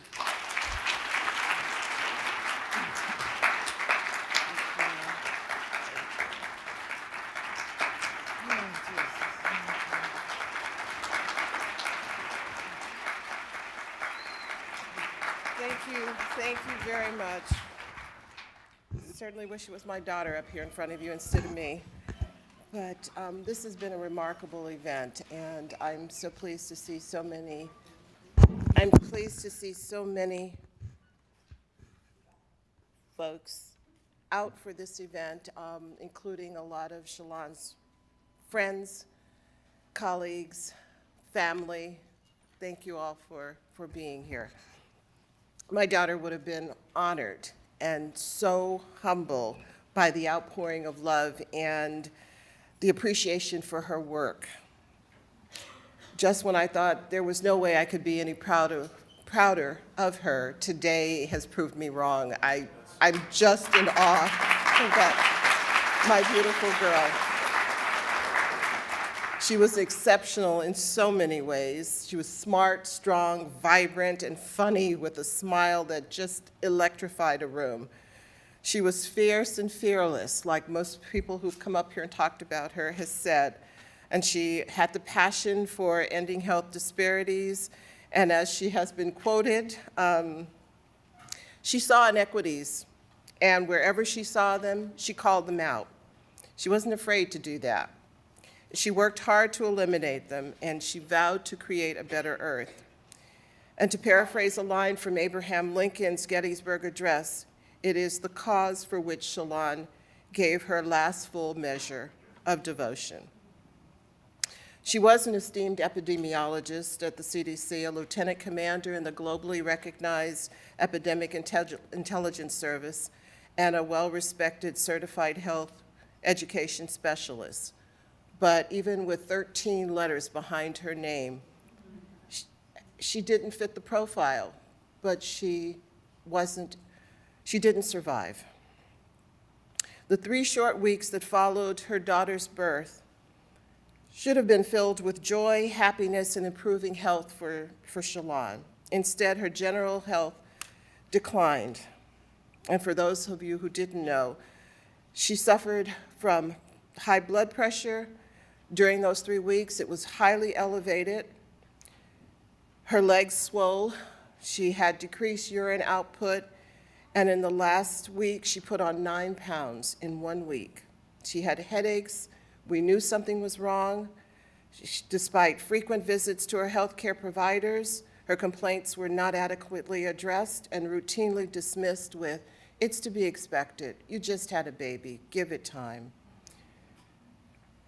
Shalon suffered an arrest at home on the night of January 24th, 2017, 21 days after giving birth to her daughter, and just 6 short hours after returning home from yet another visit to her medical health care provider, where she was in distress and pleaded with them to please help her, but yet she was dismissed once again. You know, there's no manual for overcoming the death of a child, especially when you know that that death could have been prevented.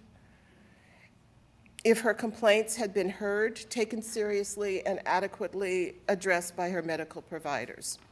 There are no instructions for ending or even lessening the grief or relieving the pain of losing your only daughter. No handbook or guide for living daily with the reality that you've lost your joy. Your granddaughter has lost her devoted mother, and an amazing, wonderful woman has been denied the opportunity to raise the daughter she so desperately wanted and the chance to live a long, rich life.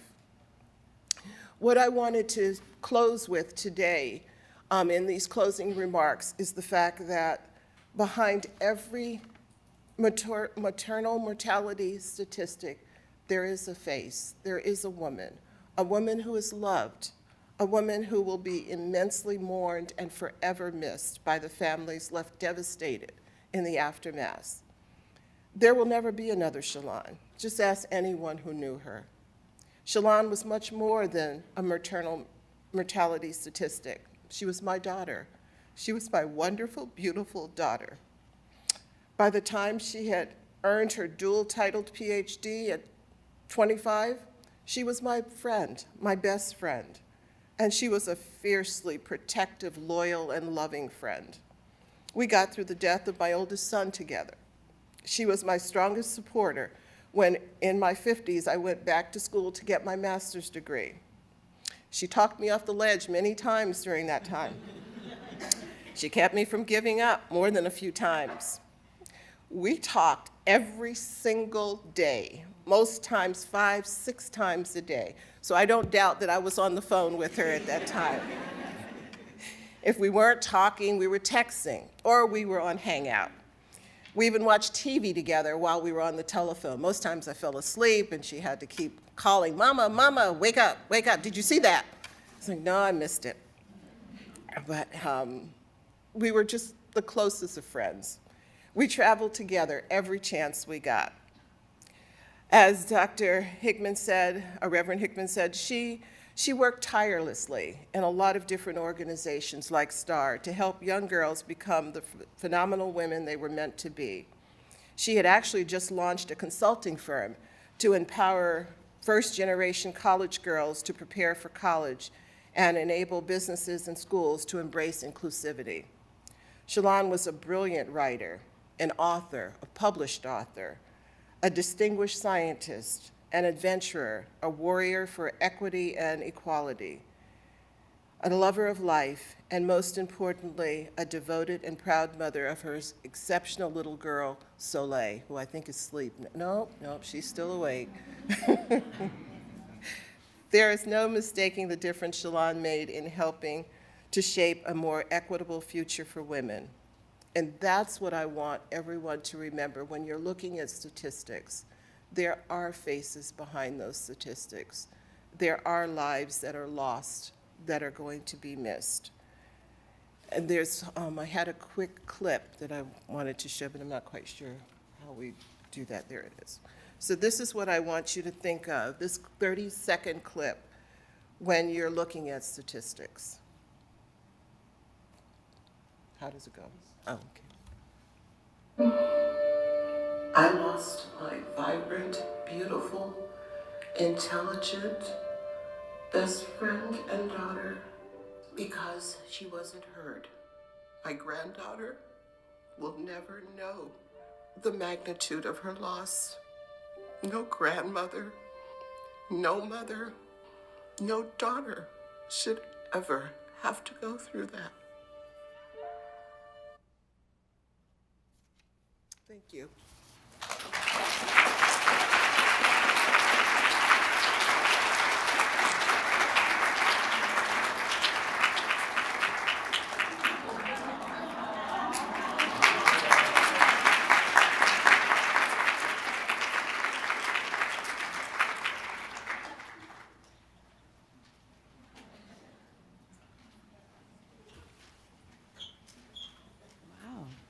Look at all y'all.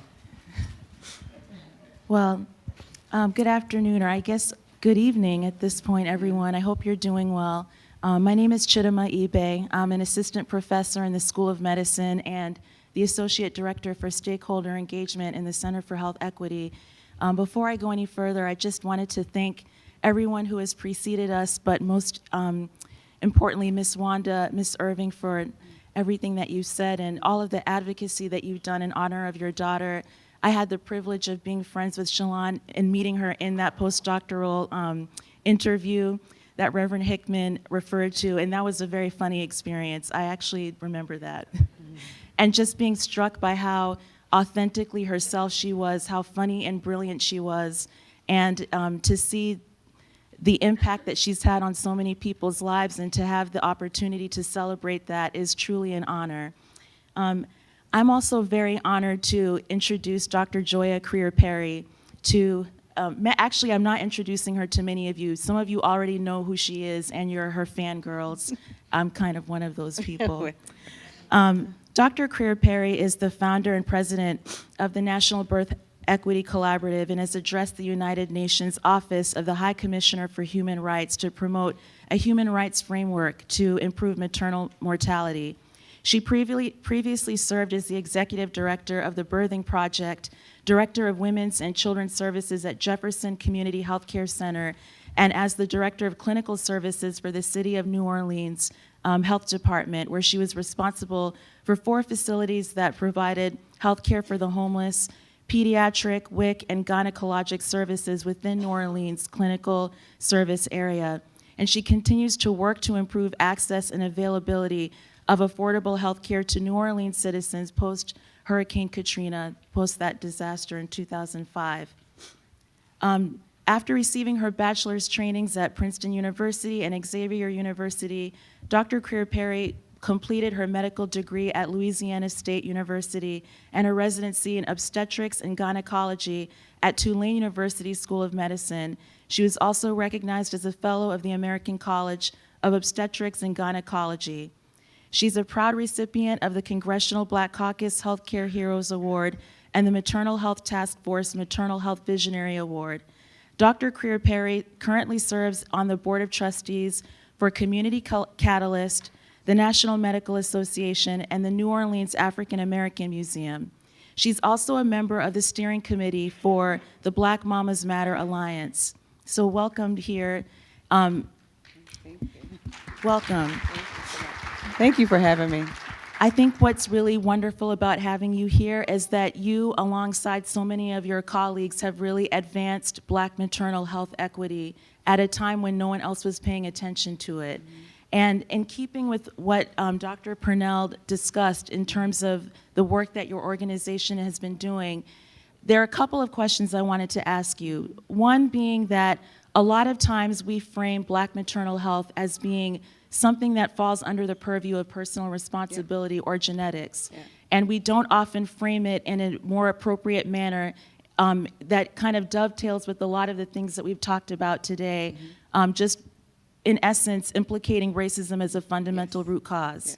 So I wanted to ask you about how your organization interfaces with that concept of race as a social construct and how us as stakeholders, whether we're researchers, practitioners, students, what work can we do to support organizations like the ones that you work with to advance Black maternal health?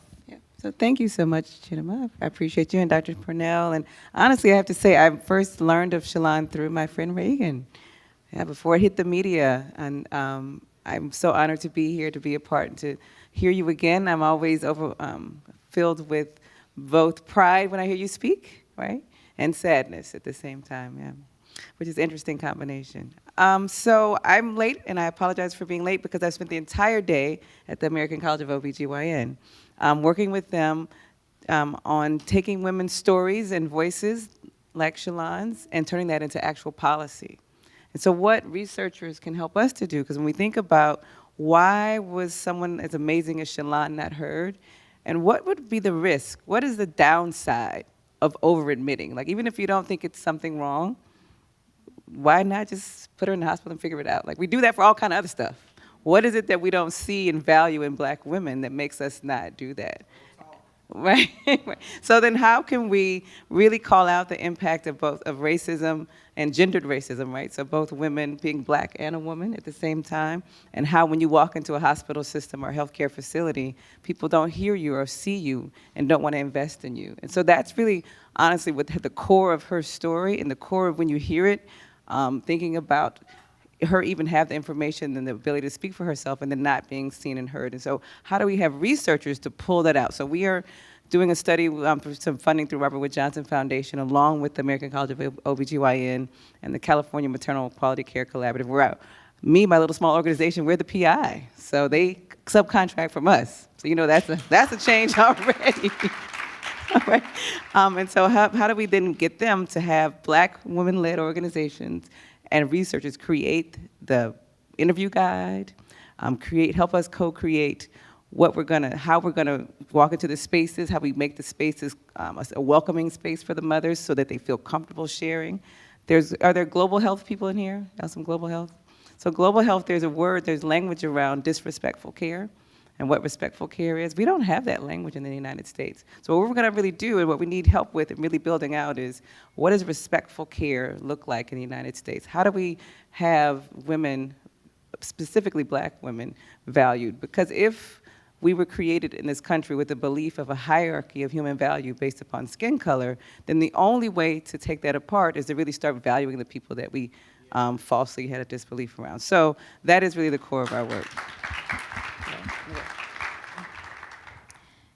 One last question for you before we end, which is that and kind of along the lines of what you're saying in terms of the types of things that researchers can do to help and the types of questions to ask. From the work that you've done, what are characteristics of successful healthcare systems that help usher women into proper health? Bearing in mind some of the things that we've talked about in terms of the postpartum period and how that's such a precarious time, and how women will give birth and enter into their primary care settings that are ill-equipped to support them. So from your experience, what kinds of things should a healthcare system have in place, and what kinds of questions should we be asking to support the construction of such healthcare systems? You know, if you think about how we got chosen to get into medical school, nothing about our actual empathy or valuing of human beings was in that process, right? So it was a lot around our ability to take tests and our ability to memorize data. And we don't really have a structure for what would it look like to put in a metric for valuing patients, and even how you get chosen in the front end to enter medicine. How do we even decide what would it look like to have empathy as like a value set, right, for what we want? I mean, I love, my parents are getting older, so just like we do this work around maternal mortality, our Black elders are struggling, right, in spaces, and my father's a physician, my mother's a pharmacist, and I still, just like Shalon, have to fight for them to be seen as valuable and have empathy, because once again, we were built on this belief that Black people were inferior, right? So when you have that, how do you then start picking from the front end? Because what I spend a lot of time now doing is trainings on the back end. So I have a bunch of people who were not picked based upon their ability to actually connect with people. And now my job is to help undo some of that. I do think it's easier with the students than some of my colleagues who are my age and older, because that comes with a bit of a struggle. But so thinking about how we could put in the systems that have a full integrated belief in the value of people, they just do better. They do things like automatically provide for transportation, automatically provide for childcare. They have protocols inside their own systems where they have paternity leave, not just maternity leave, but their own employees have access to the structures that you need to be whole, much less what they're doing with the people that they serve in the community. So the more that we can build a society that realizes that our worldview is not survival of the fittest, right? That was a worldview that has gotten us this far as a country, but has also harmed many, many, many of us. And as we realize that the idea of who was fit was created under a false narrative, then having a worldview that we all need each other and we all are in this together, those kind of systems that operate with that worldview tend to do better. So concretely, things like access to doula services, access to midwifery, access to Healthy Start. Like, Healthy Start should not only be just in 100 cities. I mean, we recognize it's working, it keeps working over and over again, and yet it's still a demonstration project since Bush #1. Like, when does it become not a demonstration project? When have we demonstrated its value, right? So, but I mean, I really do hope that you all, because you're in a great institution that has an opportunity to reshape how you think about health and healthcare and public health. And the kinds of questions you should start with is, do you value everyone equally? How do you invest in a group of people who have been underinvested in for hundreds of years in this country? And what are we going to do as an institution to change that narrative to work very differently? Thank you so much. Thank you. Thank you. We thank you all for staying, and again, we thank you so much, Dr. Kriya Perry, for being here. We know that you are in very high demand. So please join us for the reception after this. We again remind you, this was just the start of the conversation. We hope that today will be a springboard for future conversations, and we look forward to seeing you in Feinstein Hall. Thank you very much.